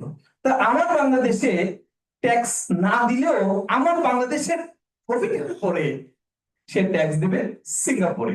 সিঙ্গাপুর যদি ওই যে বললাম যেটা যদি পিলার টু ব্যবসার যদি সিগনেটারি না হয়, তখন এটা কার কাছে চলে যাবে? কি এটা ইউএস এর কাছে। আমরা যদি এখন যদি ইউএস মানে কোন পর্যায়ে মানে ট্যাক্স মুখে পাবে না, অন্য দেশে এক্সাম্পশন হলো ওই প্রফিটের উপরে তাদের ট্যাক্স দেয়, পিলার টু ট্যাক্স। এই পিলার টু ট্যাক্স যদি আমি পেতে চাই, আমাকে এই পিলার টু ট্যাক্সের এই ব্যবসার এর মধ্যে আমার একটা সিগনেটারি হতে হবে। কারণ আমি যদি সিগনেটারি হয়, আমি পলিসিতে বললাম সে ট্যাক্স ফ্রি, ঠিক আছে, বাট তাকে তো গ্লোবালি ট্যাক্স দিতে হবে। সে এক হাতে বললাম আমি ট্যাক্স ফ্রি, অন্য হাতে কিন্তু তার হয় সে আমাকে কত পার্সেন্ট ট্যাক্স দিতে বাধ্য? 15% ট্যাক্স দিতে কি বাধ্য। সো আমি জাস্ট খালি এক্সাম্পল হিসেবে জিনিসটা বললাম যে আমাদের এই জায়গাগুলিতে আমাদের এনবিআর এর যে গ্লোবাল যে ইন্টারন্যাশনাল যে কানেকশন, যেখানে আমরা সিগনেটরি না, অনেক ক্ষেত্রে না হওয়ার কারণে ওই বেনিফিট গুলো আমরা পাই না। আমি লাস্ট একটা কথা শেষ করি। আমি লাস্ট আরেকটা কথা বলবো যে আমাদের দেশে এটা ইন্টারন্যাশনাল ট্যাক্স এই মুহূর্তে অ্যাপ্লিকেবল আছে শুধুমাত্র আমাদের ফরেন কোম্পানি, মাল্টিনেশনাল কোম্পানি যারা নাকি রিলেটেড পার্টি বাইরে আছে। ট্রান্সফার প্রাইসিংটা সত্যিকার অর্থে এটা হওয়া উচিত একটু ডোমেস্টিক ট্রান্সফার প্রাইসিং ক্ষেত্রে। পৃথিবীর সব দেশে ইন্টারন্যাশনাল ট্রানজাকশনের ক্ষেত্রে শুধু ট্রান্সফার প্রাইসিং না, সেটা ট্রান্সফার প্রাইসিংটা ডোমেস্টিক, কারণ বাংলাদেশে অনেক বড় বড় গ্রুপ আছে যেখানে আপনার এক জায়গা থেকে আরেক জায়গায় কি, যেখানে কম ট্যাক্স আছে বা শিফটিং এর ম্যাটার থাকে, সেটা হলো ডোমেস্টিক ট্রান্সফার প্রাইসিং। তো আমরা এটা বলেছি যে এটা এটা এটা যখন ট্রান্সফার প্রাইসিং আসে তখন 14 থেকে বলেছিল, 17 থেকে লোকালটাও আসবে, এনবিআর সেটা হ্যাঁ, সেটা এখন লোকালটা তারও দূরে। জি জি। সো ওভারঅল আমি বলে শেষ করবো আমাদের ডাইরেক্ট ট্যাক্সের জন্য স্নেহাশিস সাহেব কিছু বলবেন। স্নেহাশিসকে এই জন্য আমি শেষ সময় দিচ্ছি কারণ উনি বেশি বলবেন, এবং আপনাদের যে ডাইরেক্ট ট্যাক্স সম্পর্কে আপনাদের প্রশ্ন আমার মনে হয় খুব বেশি আছে, তো সেই জন্য এখন উনিও বলবেন এবং তারপরে আপনাদের প্রশ্ন সব ফেস করবেন, ঠিক আছে? জি, থ্যাংক ইউ ভেরি মাচ। তো ফার্স্ট অফ অল আমি আসলে, যদিও আমাকে দায়িত্বটা দেওয়া হয়েছে, but I am really grateful, কারণ হচ্ছে এই জিনিসটাতে আসলে পুরো কাজটা লিড দিয়েছেন প্রফেসর মইনুল আহসান, সাচে মানে লার্নেড ডিগনিটারি। আমি বলবো যে আমার এত বড় সাহস হয় না যে তার পেপারের উপরে আমি কমেন্ট করি আর কি। হ্যাঁ, তো তারপরও যেহেতু বলেছেন আমি একটু মানে লাইটলি একটু টাচ আপন করবো। তো as our chairman has said যে আমাদের 5টা চ্যাপ্টারের মধ্যে second chapter is about direct access, এবং এই চ্যাপ্টারের মধ্যে সবচেয়ে বড় যে জিনিসটা আমাদের চেয়ারম্যান সাহেব ভিশনটা দেখিয়েছেন যে আমাদের ডাইরেক্ট টু ইনডাইরেক্ট ট্যাক্সের রেশিও হবে 50-50। So that is the vision that we are targeting, যেটা আমরা বলছি বাই 2035 আমাদেরকে এটা অ্যাচিভ করতে হবে। তো আপনারা যদি কারেন্ট জায়গায় যান, মানে কারেন্ট যদি আপনি সিস্টেমে দেখেন, তাহলে আমাদের সেকেন্ড পার্টে আমরা কথা বলেছিলাম অ্যাবাউট দ্য রিস্ট্রাকচারিং। এখন আমাদের যে টোটাল ইনকাম ট্যাক্স থেকে যে কালেকশনসটা হয়, আমরা যদি রেশিওটা দেখি, ইট ইজ অ্যারাউন্ড 33.5 or 34%। আমরা যদি ডাইরেক্ট টু ইনডাইরেক্ট দেখি তাহলে কত, 34% ভার্সেস কত 66%। এই 33% এর মধ্যে মাত্র 13% আসে পার্সোনাল ইনকাম ট্যাক্স থেকে, মাত্র 13%। মানে আমাদের যে লাস্ট যে ডেটাবেজ আছে সেখান থেকে কর্পোরেট ইনকাম ট্যাক্স থেকে আসে 20%, আর আদার ট্যাক্সেস আসে 1.3। তাহলে দেখেন আমাদের ট্রেড ট্যাক্সে উদ্দেশ্য হচ্ছে কিন্তু শেয়ারটা কমানো, যেটা আমাদের চেয়ারম্যান সাহেব বলেছেন, ফ্রম 28% থেকে কত 7.5% যাওয়া, আর ভিএটিতে স্লাইটলি বাড়বে।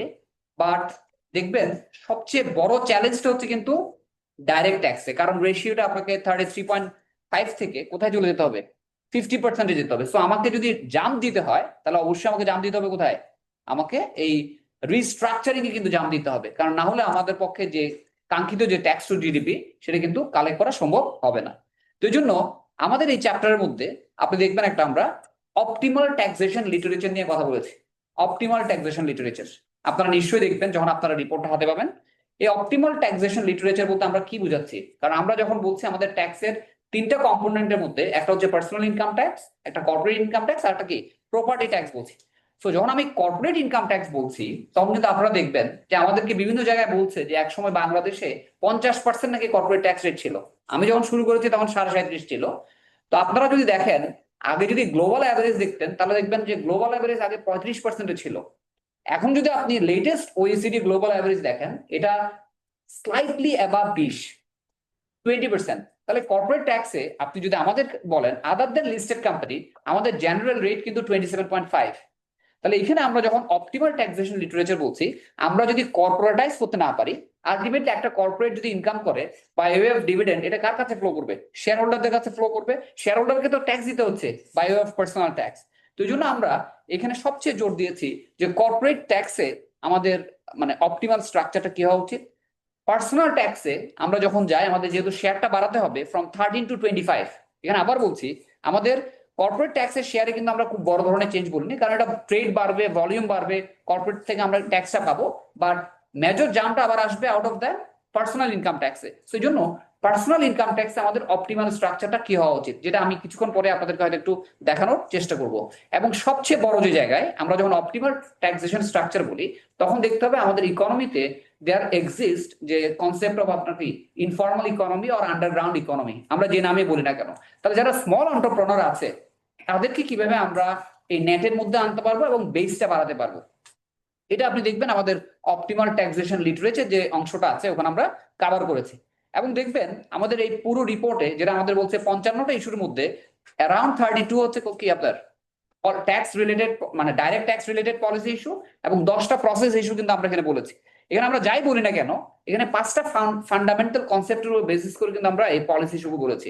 প্রথম আমরা টার্গেট করেছি বেস ব্রডেনিং।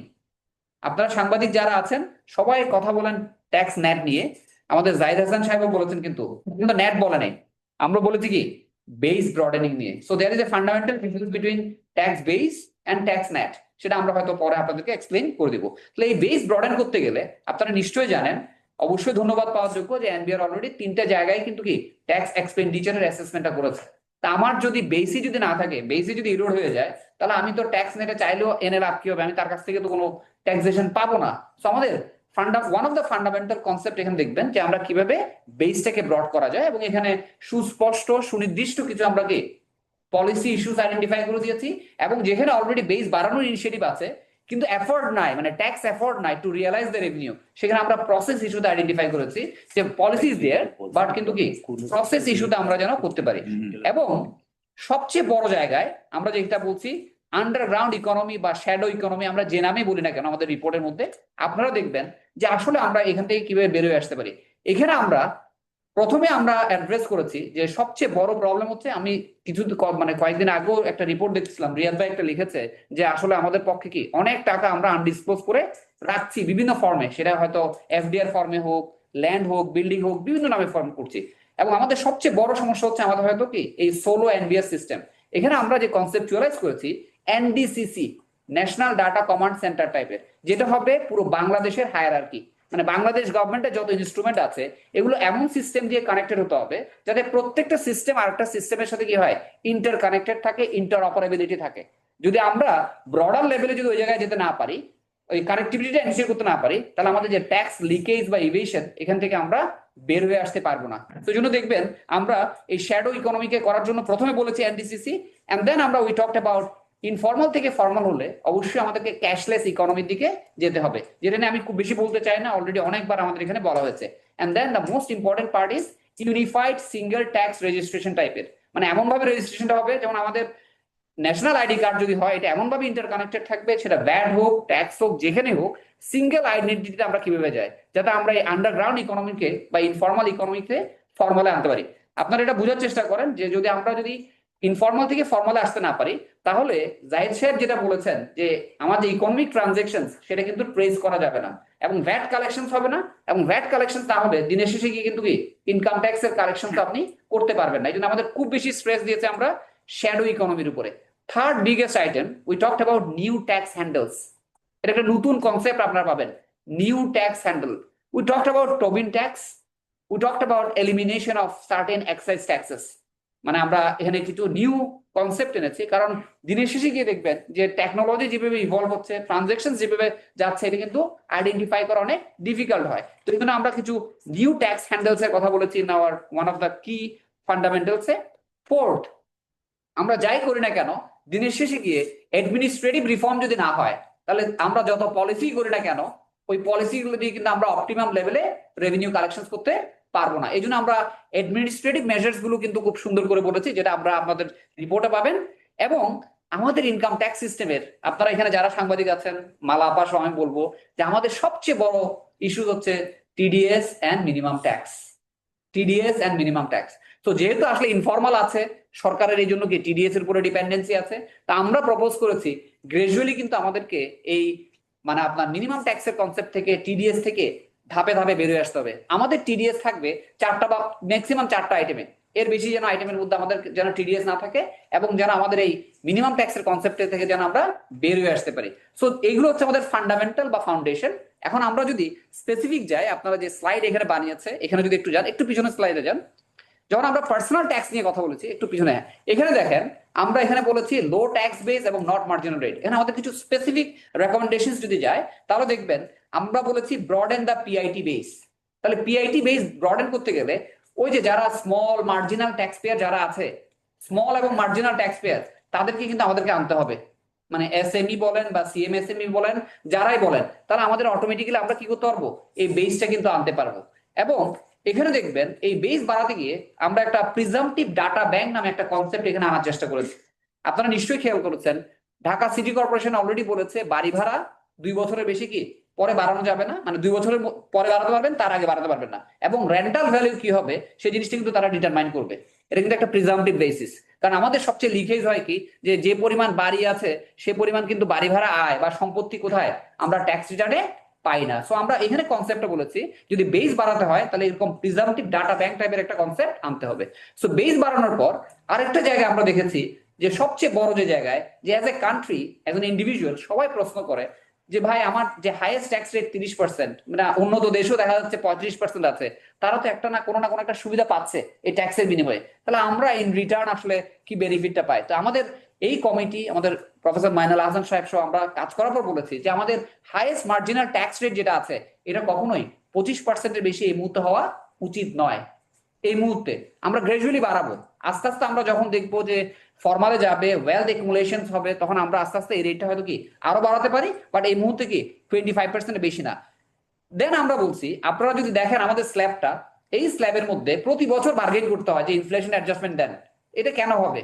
এটা এনবিআর কে বা রাজস্ব নীতি বিভাগ যিনি আছেন তারা অবশ্যই ইন্ডেক্সেশনের বেসিসে কি করবেন, 1 বছর বা 2 বছর পর পর অটোমেটিক্যালি ফার্স্ট স্ল্যাবে আপনি কি করতে হবে, ইনফ্লেশন অ্যাডজাস্টমেন্টটা দিতে হবে।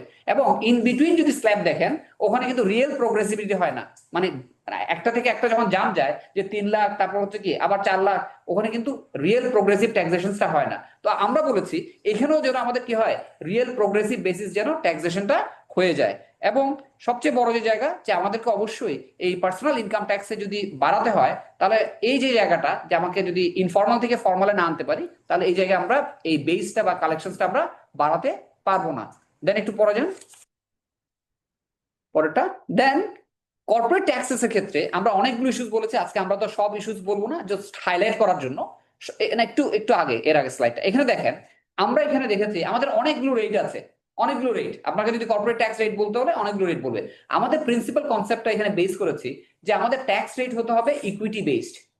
ইকুইটি বেসড মানে একটা কোম্পানির টোটাল ক্যাপিটালের যদি 35%-এর উপরে যদি কি থাকে আপনার তার নিজস্ব ক্যাপিটাল থাকে, তাহলে আমি তাকে ইনসেন্টিভাইজ করবো ট্যাক্স রেট দিয়ে, যাতে সে ডেট ড্রিভেন না হয়।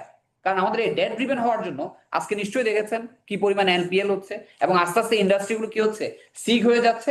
যে কিভাবে আমরা ইকুইটিকে সাপোর্ট করে আমরা কি করব, একটা কোম্পানির ট্যাক্স রেটটাকে ডিফাইন করব। এবং যদি ডেট ড্রিভেনও হয়, মানে যদি আপনার ডেট ড্রিভেন থাকে, যারা গুড বরোয়ার তাকে আমি ইনসেন্টিভাইজ করব by way of giving this preferential CIT rate, মানে কর্পোরেট ইনকাম ট্যাক্স রেটের ক্ষেত্রে।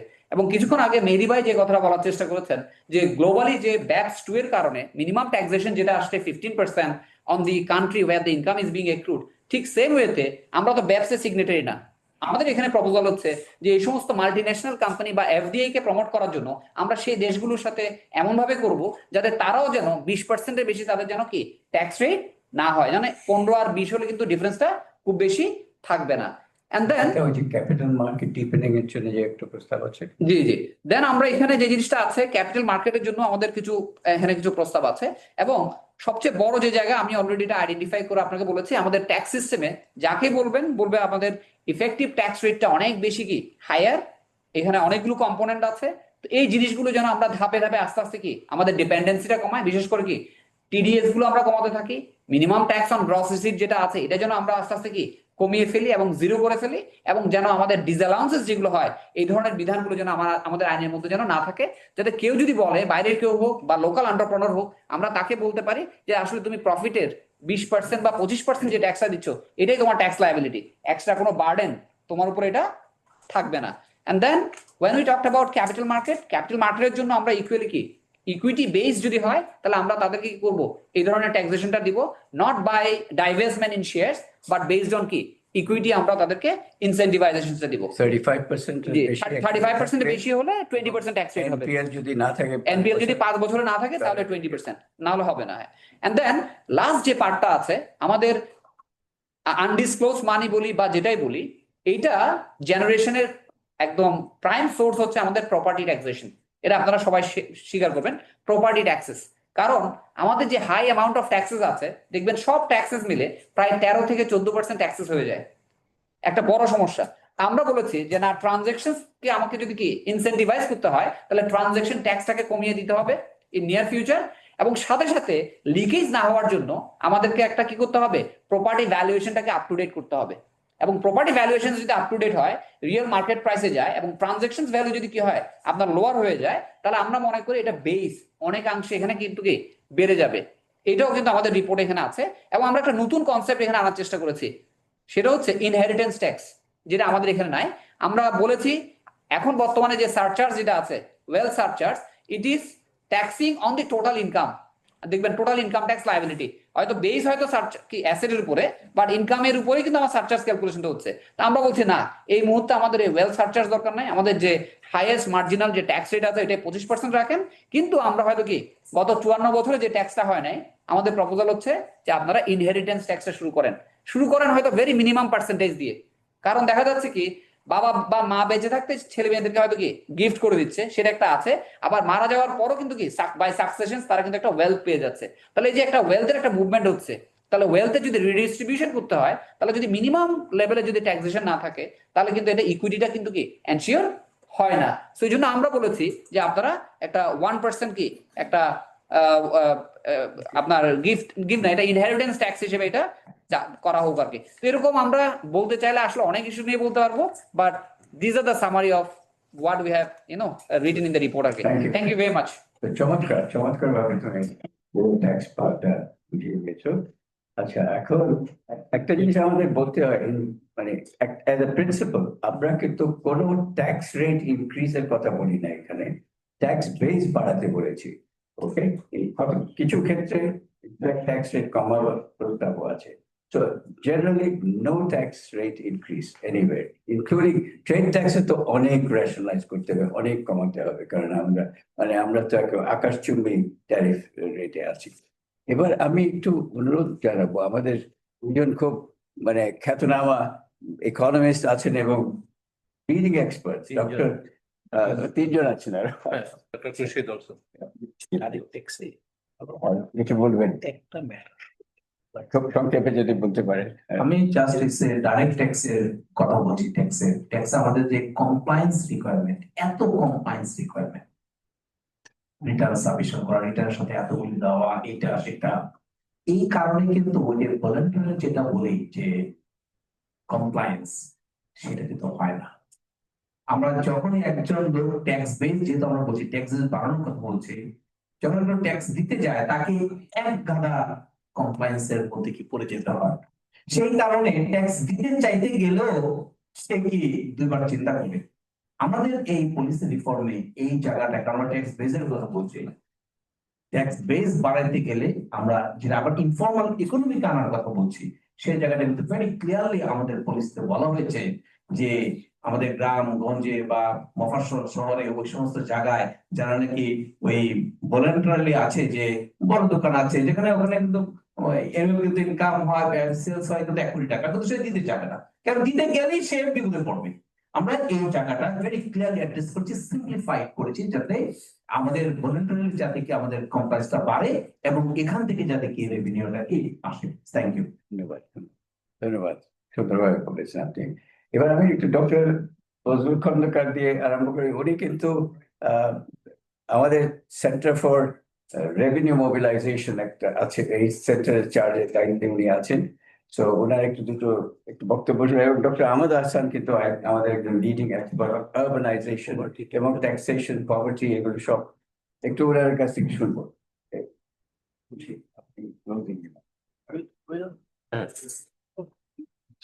Thank you.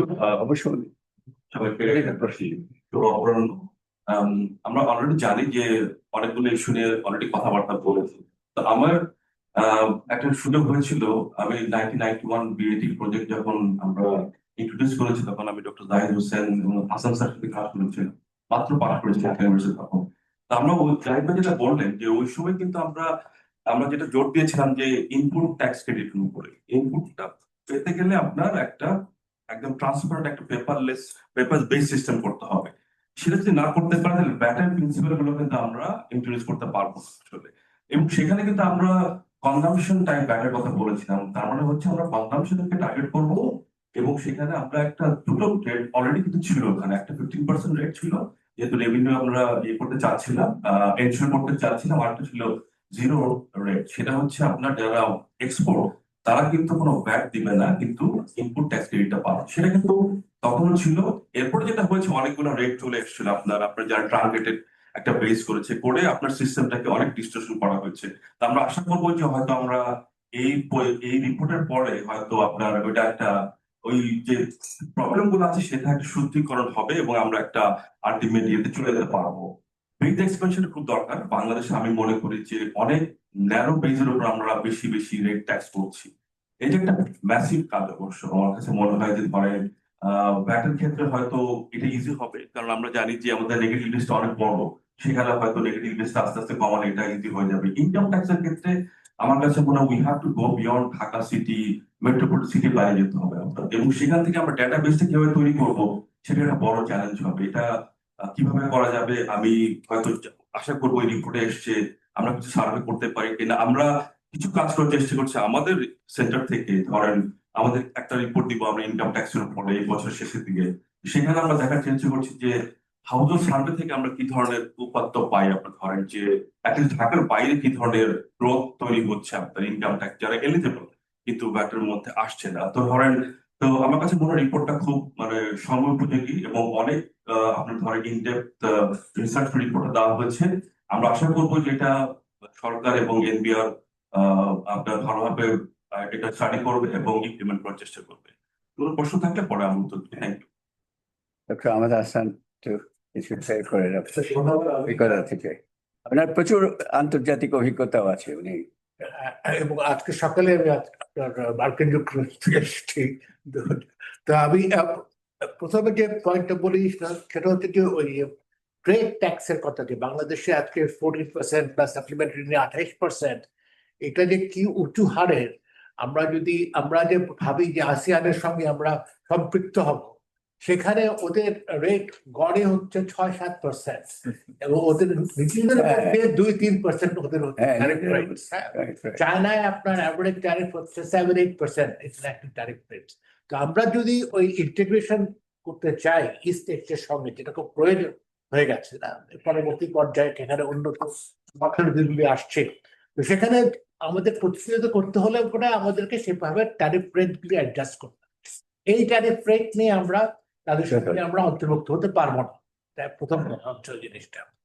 দ্বিতীয় কথা হচ্ছে যে ওই আমি যেটা খুব আমি এই ক্ষেত্রে কাজ করেছি বিভিন্ন রেগুলেশন ইত্যাদি নিয়ে, যে কমপ্লেক্সিটি, জটিলতা অনেক ক্ষেত্রে আপনার ওই নীতি কি তার চেয়ে বড় কথা হয়ে যায়, নীতি কি খুব জটিল হয়ে যায়, তখন যেটা হয় যে যারা ওই নীতি প্রয়োগ করে তাদেরও খুব লাভ হয়। অনেক ধরনের যেটা ডিসক্রিপশনারি বাংলা ইচ্ছা মতো তারা আইন কানুন ব্যবহার করতে পারে, যেখানে ওই যেটা আমরা গ্রে এরিয়া বলি, যেটা ইংরেজিতে পরিষ্কার না, যেখানে আইন কানুন সেখানে ইচ্ছা মতো তারা ব্যবহার করতে পারে। তো ওইটা সিম্পলিফাই করার জন্য অত্যন্ত প্রয়োজনীয়। আমার মতে এটা নিয়ে আমরা লেখালেখিও করেছি। আমাদের ভিএটিতে বোধহয় ট্রাঙ্কেটেড ট্যাক্স নিয়ে 7-8টা রেট চলছে। এটা কোনো ভিএটি না, এটা সত্যি কোনো, এটা এক ধরনের এক্সাইজ ট্যাক্স হয়ে গেছে আপনার।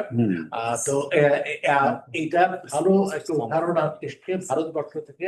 ওরা যেমন ওদের জিএসটি ছিল 4টা রেট, সেখানে ওরা ওই জিএসটি থেকে আয় ওরা বোধহয় 2-2.5 গুণ বাড়িয়ে ফেলছে আপনার এই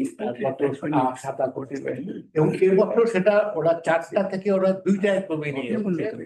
ইনিশিয়াল রিঅ্যাকশনটা খুব ভালো হয়েছিল। আমাদেরকেও ক্ষেত্রে আপনাদের ভালো আর একটা জিরো রেট অবশ্যই থাকতে হবে। আর আমি বলবো যে ট্যাক্স বেসের কথা, একটা কথা যেটা আমার কলিগ আমাদের কাছে কিছু প্রশ্ন নিতে।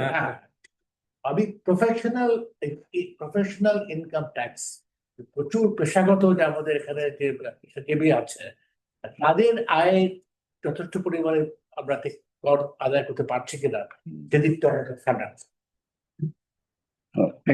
থ্যাংক ইউ সরি, আপনাকে খুব সংক্ষেপে করতে হচ্ছে। আচ্ছা, এবার আপনারা একটু প্রশ্ন করেন। আমার একটা প্রশ্ন, ভাইস প্রেসিডেন্টের কাছে একটু প্রশ্ন, সেটা হলো যে আপনি ট্রান্সফার ফাইন্যান্সিং এর কথা বলছেন, আপনার কোনো অ্যাজাম্পশন আছে নাকি বা এস্টিমেট আছে নাকি যে কত টাকা এখানে ট্যাক্স কালেকশন হবে? এটার একটা রিপোর্ট আছে যে সেটা হচ্ছে আমাদের রিপোর্টে বলা আছে ফিগারটা, সেটা হচ্ছে অ্যাপ্রক্সিমেটলি $400 million আচ্ছা, ট্রান্সফার প্রাইসিং থেকে। সেটা গ্লোবালি একটা ট্যাক্স একটা নিউজেও সেখানে পাবলিশ হয়েছে নাকি আমাদের এটা। ধন্যবাদ ধন্যবাদ। আচ্ছা, আমি একটু বলতে চাই। আর কার মালা পাবো।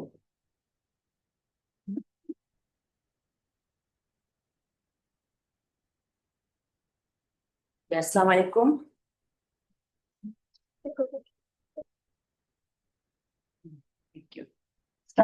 Thank you.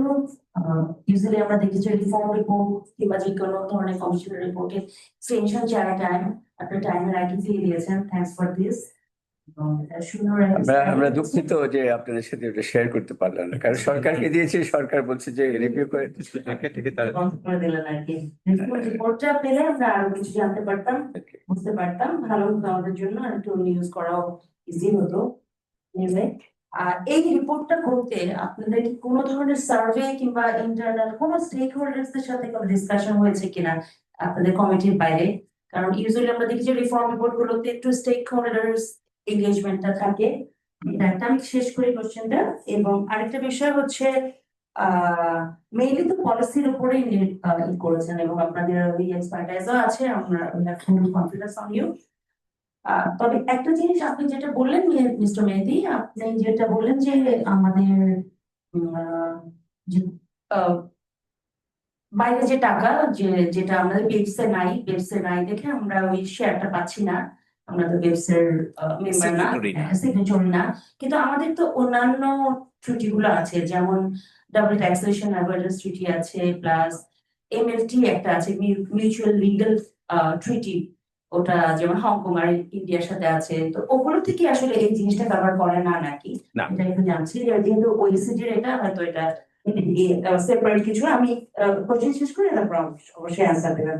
আরেকটা বিষয় আপনারা যেটা বলেছেন যে 2035 এর মধ্যে tax two GDP ratio 15 to 20% হবে, কিন্তু গভর্নমেন্টের একটা পেপার আছে জানেন, এমএলটিআরএস, ওখানে এবং আমাদের বাজেট ডকুমেন্টে এসছে যে আমাদের 2035 এর মধ্যে আমাদের 10.5% ট্যাক্স টু জিডিপি রেশিও হবে। তো এই আপনাদের রিপোর্টের সাথে এই টার্গেট কি একটু কন্ট্রাডিক্ট করে কিনা? ধন্যবাদ। Thank you so much. 10.5% is nothing. It's 10. মানে আমাদের দেখতে হবে আপনারা কি রিকমেন্ড করবেন যে এটা একটু রিভাইজ করার জন্য, because it's too poor or টার্গেটটা, মানে আমাদের তো এটা ডকুমেন্টেড, এমএলটিআরএস এ কিন্তু এটা ডকুমেন্টেড। ডকুমেন্ট হতে পারে, but under certain circumstances it doesn't make any sense to me. কারণ আপনার দেখতে হবে আমাদের এখন বর্তমানে আমরা লোয়ার মিডল ইনকাম কান্ট্রি আছে, আমাদের অন্যান্য লোয়ার মিডল ইনকাম কান্ট্রি ওদের ট্যাক্স জিডিপি রেশিও, আমরা আপার মিডল ইনকাম কান্ট্রি হতে যাচ্ছি 2035 এ। আমাদের তখন GDP will be something like $1.5 trillion। হ্যাঁ, সো ওখানে আপনার ট্যাক্স জিডিপি 10.5% হতে পারে। আমাদের সাউথ এশিয়ার মধ্যে আপনি দেখেন নেপালের 18% আছে, ইন্ডিয়ার আছে 16-17%।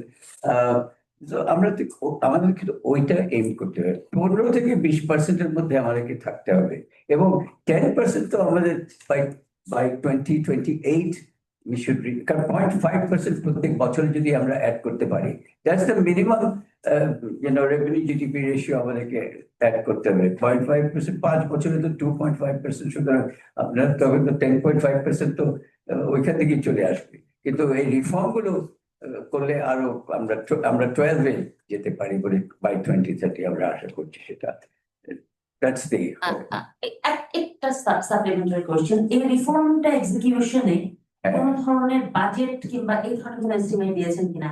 যেমন ট্রান্সফার প্রাইসিং এর কথা বলেছেন, ওখানে তো ডেটা যদি আমাদের সাবস্ক্রাইব করতে হয় বড় ধরনের একটা টাকা লাগবে, ইউ একবার ট্রাই করেছিল আমাদেরকে দেয়ার, তো আপনাদের এরকম কোনো বাজেট কি দিয়েছেন গভর্নমেন্ট? রিপোর্টটা যেটা আমরা পাইনি, আমি জানতে পারছি না। Thank you. না এইটা that's the interesting part. এখানে যে সাধারণত যে রিপোর্টে মানে রিফর্ম রিপোর্ট আসে, সেগুলো যে এনবিআর কি করণীয়, মানে অ্যাকশনস গুলো লিস্টেড থাকে সবসময় বড় বড় টেবিলে।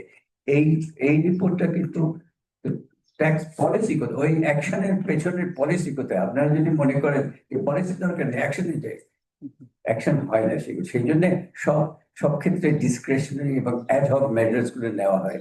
এই যে মিনিমাম ভ্যালু, ট্যারিফ ভ্যালু, এইসব, তারপর মিনিমাম ট্যাক্স, এগুলো সব হচ্ছে ডিসক্রিশনারি। এগুলো ট্যাক্স প্রিন্সিপাল, আমরা ট্যাক্স প্রিন্সিপাল লিখেছি, পলিসি লিখেছি। যদি নতুন একটা রেভিনিউ পলিসি ডিভিশন হয়, তার কাছে একটা ডকুমেন্ট থাকবে যেগুলো আন্তর্জাতিকভাবে যেগুলি পরীক্ষিত, যেগুলি ভালো ভালো স্ট্যান্ডার্ড ট্যাক্স প্রিন্সিপাল আছে, ওগুলো আমরা এখানে রেকর্ড করেছি। বাংলাদেশের কনটেক্সটে আমরা দেখেছি কি হতে পারে। সেটার জন্য কোনো আর্থিক কোনো প্রস্তাব আমাদের কাছে নাই যে এটা ইমপ্লিমেন্টেশন করতে কত, সেটা আগামী সরকার যখন এসে, কারণ ইমপ্লিমেন্টেশন তো এই সরকার তো করতে পারবে না, সেটা তো মানে প্র্যাকটিক্যাল কথা, রিয়েলিস্টিক কথা।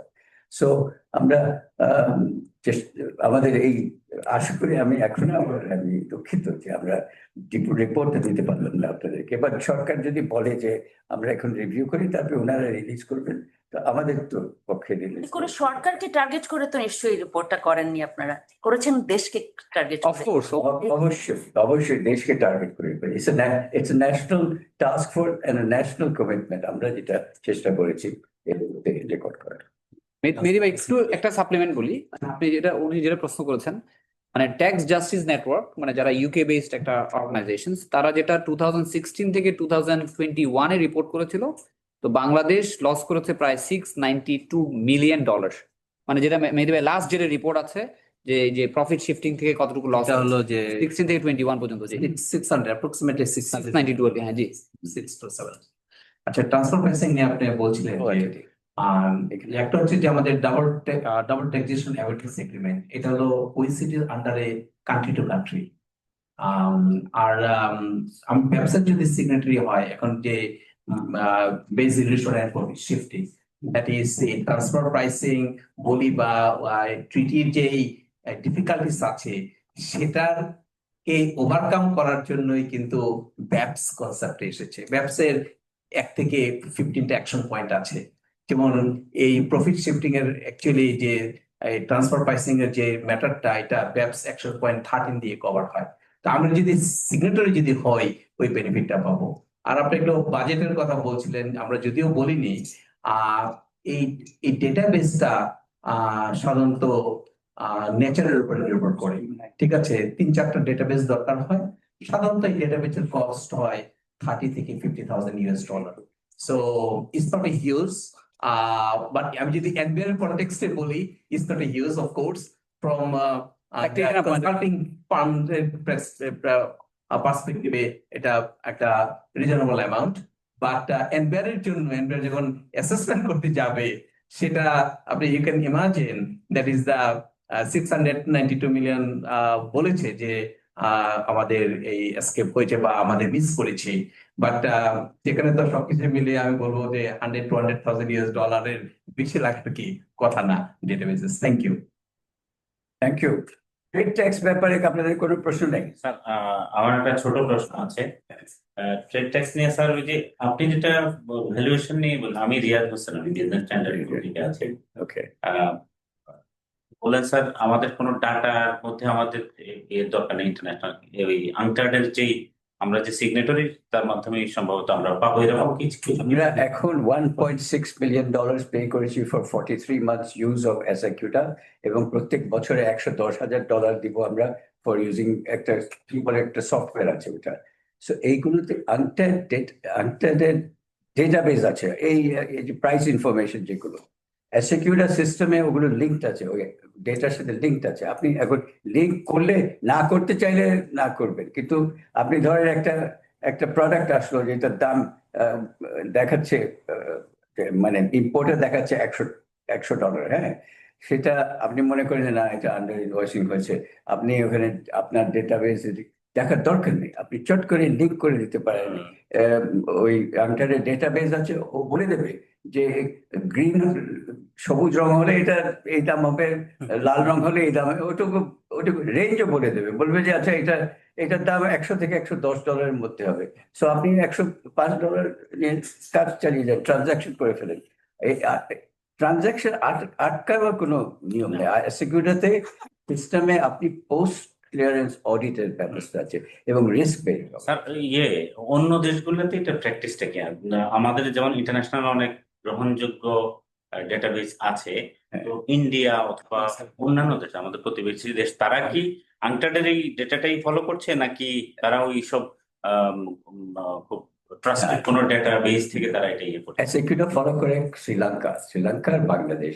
ইন্ডিয়ার একটা নিজস্ব সফটওয়্যার আছে, তো ওরা ওইটার ডেটাবেস লিঙ্ক করা, এই যে, কিন্তু এই ডেটাবেস মানে যেটাকে ভ্যালুয়েশন ডেটাবেস বাংলাদেশে আজকে 25 বছর ধরে শুনে আসছি আমাদের এনবিআর এর কাছ থেকে, ওনারা ভ্যালুয়েশন ডেটাবেস বানাবেন, তৈরি করবেন, কোনো কিছু দরকার নেই। কোনো ভ্যালুয়েশন ডেটাবেস কারণ কেউ ইউজ করে না, এগুলি অনর্থক কথা।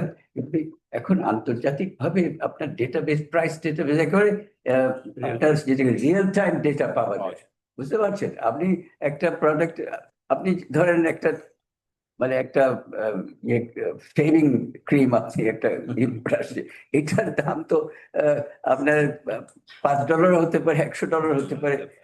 তারপরে একটা টিভির দাম তো আপনার $50,000 হতে পারে, আর $5,000 হতে পারে। হ্যাঁ, সো এগুলো ডেটাবেস বানিয়ে কোনো লাভ নেই। এগুলো এখন অ্যাসিকিউটার সিস্টেমে আংটার অলরেডি ডেটাবেস বানিয়ে ফেলেছে, রিয়েল টাইম ডেটা পাবেন, আপনি লিঙ্ক করে আপনি আপনার ট্যাক্সটা দিয়ে দিতে পারবেন। আর আপনার সবশেষ সময় এত বেশি যে আপনি ডিউটি দিয়ে রাখছেন, আবার মাল্টিপল রেট দিয়ে রাখছেন কমপ্লেক্স করে, সেইটার কারণে এইসব ডেটাবেস খোঁজা আর এইসব ভ্যালুয়েশন সমস্যা। ট্যারিফ যদি আপনার একটা মানে ওয়ার্ল্ড অ্যাভারেজ ট্যারিফ এখন 6% আছে, বুঝতে পারছেন? আমাদের লোয়ার মিডল ইনকাম কান্ট্রির অ্যাভারেজও 11%-এর বেশি না, আপার মিডল ইনকাম কান্ট্রি হচ্ছে 5%। আমরা ওইখানে তো যেতে হবে। আমরা কোথায় আছি এখন? আমরা এফটিএ করতে পারি না কেন? ফ্রি ট্রেড এগ্রিমেন্ট একটা করতে পারছি না কেন? আমাদের এই ট্যারিফ ইজ আওয়ার প্রবলেম। এখন ইউর সাথে ইন্ডিয়া অলরেডি একটা এগ্রিমেন্ট করে ফেলেছে। এই এগ্রিমেন্ট করে এখন আমাদেরকে ইউর সাথে এফটিএ না করলে আমাদের সব এখন যে কত 48% ওদের মানে গার্মেন্টের মার্কেট শেয়ার, ওটা আস্তে আস্তে চলে যাবে। So we have no choice but to do an FTA with India, এবং এখনই স্টার্ট করতে হবে। ওরা 20 বছর লেগেছে, ইন্ডিয়ার 20 বছর লেগেছে এই এফটিএ করতে, আমরা একটা এফটিএ করতে পারছি না। সো এখনই স্টার্ট করতে হবে আমাদেরকে, না হলে বলে। আপনি অনুমতি দিলে ছোট একটা বিষয়, ওই যে স্নেহশিকদার কাছে একটা বিষয়, উনি ওই যে ইনহেরিটেন্স ট্যাক্সের কথা আপনি বলছেন, মনে হয় প্রপার্টি ট্যাক্স 4টা প্রপোজাল আপনারা দিয়েছেন, ওই 4টা প্রপোজাল যদি একটু আমাদের বলেন, আসলে মানে একটু স্পেসিফাই যদি করেন, আসলে 4টা প্রপোজাল কি ছিল? আর এই যে ট্যাক্সের ক্ষেত্রে 1% ট্যাক্সের কথা যেটা বলছেন, এইটা কি ওই যে আগের ভ্যালুয়েশন যেই প্রাইসে কেনা হয়েছে, নাকি আপনার নতুন ভ্যালু অর্থাৎ কারেন্ট প্রাইসে? এইটা একটু যদি বলেন। আরেকটা বিষয় আমার আছে সেটা হলো এই যে পলিসি এবং ইমপ্লিমেন্টেশন, যেটা নিয়ে অনেক কথাবার্তা হলো, আপনাদের প্রপোজালে কি বা ইয়েতে কি এই ইস্যুগুলো কি আছে স্যার? এই যে এটা যে হলো, এখন এটা কিভাবে রান করবে, আপনারা এই বিষয়ে আমাদের টার্মস অফ রেফারেন্সে ওইটা নাই, যে অ্যাডমিনিস্ট্রেশন পার্টটা মানে কি ধরনের অ্যাডমিনিস্ট্রেশন, ওইটা আমাদের, এটা এন্টায়ারলি পলিসি, যে রেভিনিউ পলিসি ডিভিশন হবে ওই পলিসি ডিভিশন, এবং অবশ্য কিছু প্রসেস আমরা দেখিয়েছি যাতে করে কি এভাবে কিভাবে করতে হবে, কিন্তু অ্যাডমিনিস্ট্রেটিভ স্ট্রাকচারটা কি হবে ওইটা এটা একটা আলাদা, আমাদের টার্মস অফ রেফারেন্স ওইটা ছিল না। আপনার ওই প্রশ্ন যে 1% ইনহেরিটেন্স ট্যাক্স, আমাদের 54 বছরে তো কোনো ইনহেরিটেন্স ট্যাক্স, তো মার্কেট ভ্যালু যা থাকবে সেটা এট দ্য স্টার্ট আমরা বলছি একটা সামান্য 1% ট্যাক্সটা দিয়ে দিলে অন্তত এটা হিউজ ট্রান্সফার হচ্ছে ইনহেরিটেন্স। বাংলাদেশে বিশেষ করে এই যে ক্যাপিটাল সিটিতে গুলশান, বনানী, বাড়িধারাতে বড় বড় ভ্যালু প্রপার্টি। এখন দেখতেছি যে যারা ইলেকশন করবেন ওনাদের স্টেটমেন্ট দেখলে দেখা যায় যে ওনার সম্পদের পরিমাণ হয়তো 20 লাখ, এটা আপনার 200 কোটি টাকা হবে। যে 20 লাখ বলছেন এটা হয়তো 50 বছর আগের ভ্যালুতে উনি না, তো কারেন্ট ভ্যালুতে আপনার একটা সামান্য, আমরা বলছি এজ এ স্টার্ট একটা সামান্য, এটা ইনহেরিটেন্স ট্যাক্স সব দেশে আছে, মানে উন্নত দেশে তো ডেফিনেটলি আছে, অন্যান্য দেশে আছে, এটা স্টার্ট করে এটা, দিস ইজ এটা জি। Thank you very much. Estimation আছে কি মানে এটা যদি আপনি ধরেন 1% যদি হন তাহলে এস্টিমেট কি হতে পারে? হ্যাঁ, কিন্তু সাবস্ট্যান্সিয়াল, এটা একদম ছোটখাটো না, সাবস্ট্যান্সিয়াল হবে, এস্টিমেট নাই। জি। Thank you. আমরা অনেক অল্প সময়ে কাজটা করেছি, আমরা আরো এস্টিমেট, রেভিনিউ সিমুলেশন এগুলো করতে পারতাম। সামান্য প্রিলিমিনারি কিছু এক্সারসাইজ করেছি, কিন্তু আমাদের এক্সপার্ট সব আছে, আমরা করে দেব, মানে as an addendum to this আমরা রেভিনিউ সিমুলেশন করে জানিয়ে দেবো যে কি পরিমাণে রেভিনিউ আসতে পারে এবং রেভিনিউ ওই যে ট্যাক্স জিডিপি রেশিও কিভাবে বাড়তে হবে, ওগুলোর আমাদের সেই সময় ছিল না বলে লাস্টে আমরা করতে পারিনি, বাট এটা করে দিতে পারবো আমরা। জি, তো আমাদের এখানে আসলে 5টা পলিসি ইস্যুর কথা এখানে বলেছে, এবং আপনি যে লাস্ট কোয়েশ্চেনটা করেছেন এটা দিয়ে আগে শুরু করি। আসলে আমাদের কারেন্ট ইনকাম ট্যাক্স লতেই দেওয়া আছে যে ট্রান্সফারের ক্ষেত্রে আপনার ভ্যালিউটা হতে হবে কিন্তু মার্কেট ভ্যালিউতে। তো এই জন্য ইনহেরিটেন্স ট্যাক্সও যদি ইম্পোজড হয় তাহলে অবশ্যই ভ্যালুয়েশন হবে কারেন্ট মার্কেট ভ্যালিউতে। সেটা আপনার ধরেন আপনি কোন সময় কিনেছেন বা ভ্যালু আননোন বলে করার কোনো সুযোগ এখানে নাই আর কি। হ্যাঁ, তো এখানে আসলে এটা খুব বেশি স্পেসিফিক হয়ে যাচ্ছে যদি আমরা প্রপার্টি ট্যাক্স নিয়ে বলি। ইনহেরিটেন্স ট্যাক্স নিয়ে তো আপনি বুঝতে পারছেন যে আমরা one of the key proposal was introducing the inheritance tax, and then the other one খুব মানে ইন্টার রিলেটেড একটা হচ্ছে আমাদের এখনকার যে ট্রানজাকশন ট্যাক্স যেটা আছে 13 to 14%, এটা আপনারাও রিপোর্ট করেছেন। সেটা আপনার stamp duty, city corporation tax, RAJUK, income tax, VAT সবগুলো মিলে 13 to 14%। আমাদের প্রপোজাল হচ্ছে এটা 6 to 7% এ নামিয়ে আনা, এবং এটা নামিয়ে আনার সাথে সাথে আমাদেরকে প্রপার্টি যে ভ্যালুটা মানে যেটা বাজার মূল্য নির্ধারণ কমিটি যেটা করে, এটা কিন্তু আপনার প্রতি বছর বা মানে কয়েক বছর অন্তর অন্তর হয় না, অনেক বছর পর পর হয়। তা আমরা বলছি এটা ফুল ডিজিটাইজ থাকতে হবে, এই জিনিসটা আর ম্যানুয়াল হতে যাওয়া যাবে না। যে জন্য আমরা বলছি প্রিজাম্পটিভ ডাটা ব্যাংক বা এনডিসিসি যে কনসেপ্টটা বলেছে ওখান থেকে কিন্তু এটা ইন্টারলিঙ্কড হয়ে যাবে। তো এই দুইটা মিলে একসাথে। এন্ড দেন আপনার সবচেয়ে বড় যে জায়গায় এখানে আসছে যে ধরেন capital gain on transfer of property, এখন একটা 15% ট্যাক্স আছে। কর্পোরেটদের ক্ষেত্রে আমরা বলেছি এটা যেন 20% করা হয়, নট 15%, মানে তার ট্যাক্স রেট যা ক্যাপিটাল গেইন ট্যাক্স রেটও কিন্তু কাছাকাছি নিয়ে যাওয়ার জন্য। এন্ড দেন আরেকটা ছিল আমাদের যে সবচেয়ে বড় যে জায়গায় এই প্রপার্টি ট্যাক্স বলতে আমরা আসলে রেন্টাল ইনকামেও কিন্তু এখানকার অন্তর্ভুক্ত। তো আমাদের যেরকম আপনারা বলছেন প্রফেশনাল নিয়ে বলেছেন যে প্রফেশনালদেরকে ট্যাক্সের আওতায় আনা হচ্ছে না, এখন প্রফেশনালরা নিশ্চয়ই এই টাকাটা করে কি হয়, না হলে ফাইন্যান্সিয়াল ইনস্ট্রুমেন্টসে রাখে, না হলে কিন্তু এরকম প্রপার্টি অ্যাকোয়ার করে। তো আমরা যদি প্রপার্টি প্রিজাম্পটিভ ডাটা ব্যাংকের মাধ্যমে যদি সব প্রপার্টিগুলোকে কি সিটি কর্পোরেশনের সাথে বা পৌরসভার সাথে যদি ইন্টিগ্রেট করে ফেলতে পারি, 3 ওয়াইজ যদি রিকনসিলেশন হয় তাহলে তার প্রপার্টিটাও রিফ্লেক্টেড হবে, আবার সাথে রেন্টাল ইনকাম যেটা আছে এটাও আইডেন্টিফাইড হবে। এইভাবেই আমরা মনে করছি যে কি আপনার এই কাঙ্ক্ষিত যে রেভিনিউ এটা কালেকশন করা সম্ভব হবে। Thank you very much. Thank you. হ্যাঁ, এবার আমরা শেষ করতে পারি, আর 5টা বেজে গেছে অনেক। ব্যাটের কোনো কোয়েশ্চেন মানে আচ্ছা, অনেক ধন্যবাদ আপনাদের সবাইকে, অনেক ধন্যবাদ। এবং আমরা এখনো দুঃখিত যে আপনাদের তবে আপনারা পেয়ে যাবেন, আপনারা তো অনেক আমরা কিন্তু খুব আশা নিয়ে এসেছিলাম যে আমরা রিপোর্টটা পাবো। সরকার যখন বলে যে আমরা সব তো পেয়ে গেছে। স্যার যতগুলো এই সংস্কার কমিশন বলে বা সবগুলোই সরকারের ওয়েবসাইটে দেওয়া আছে।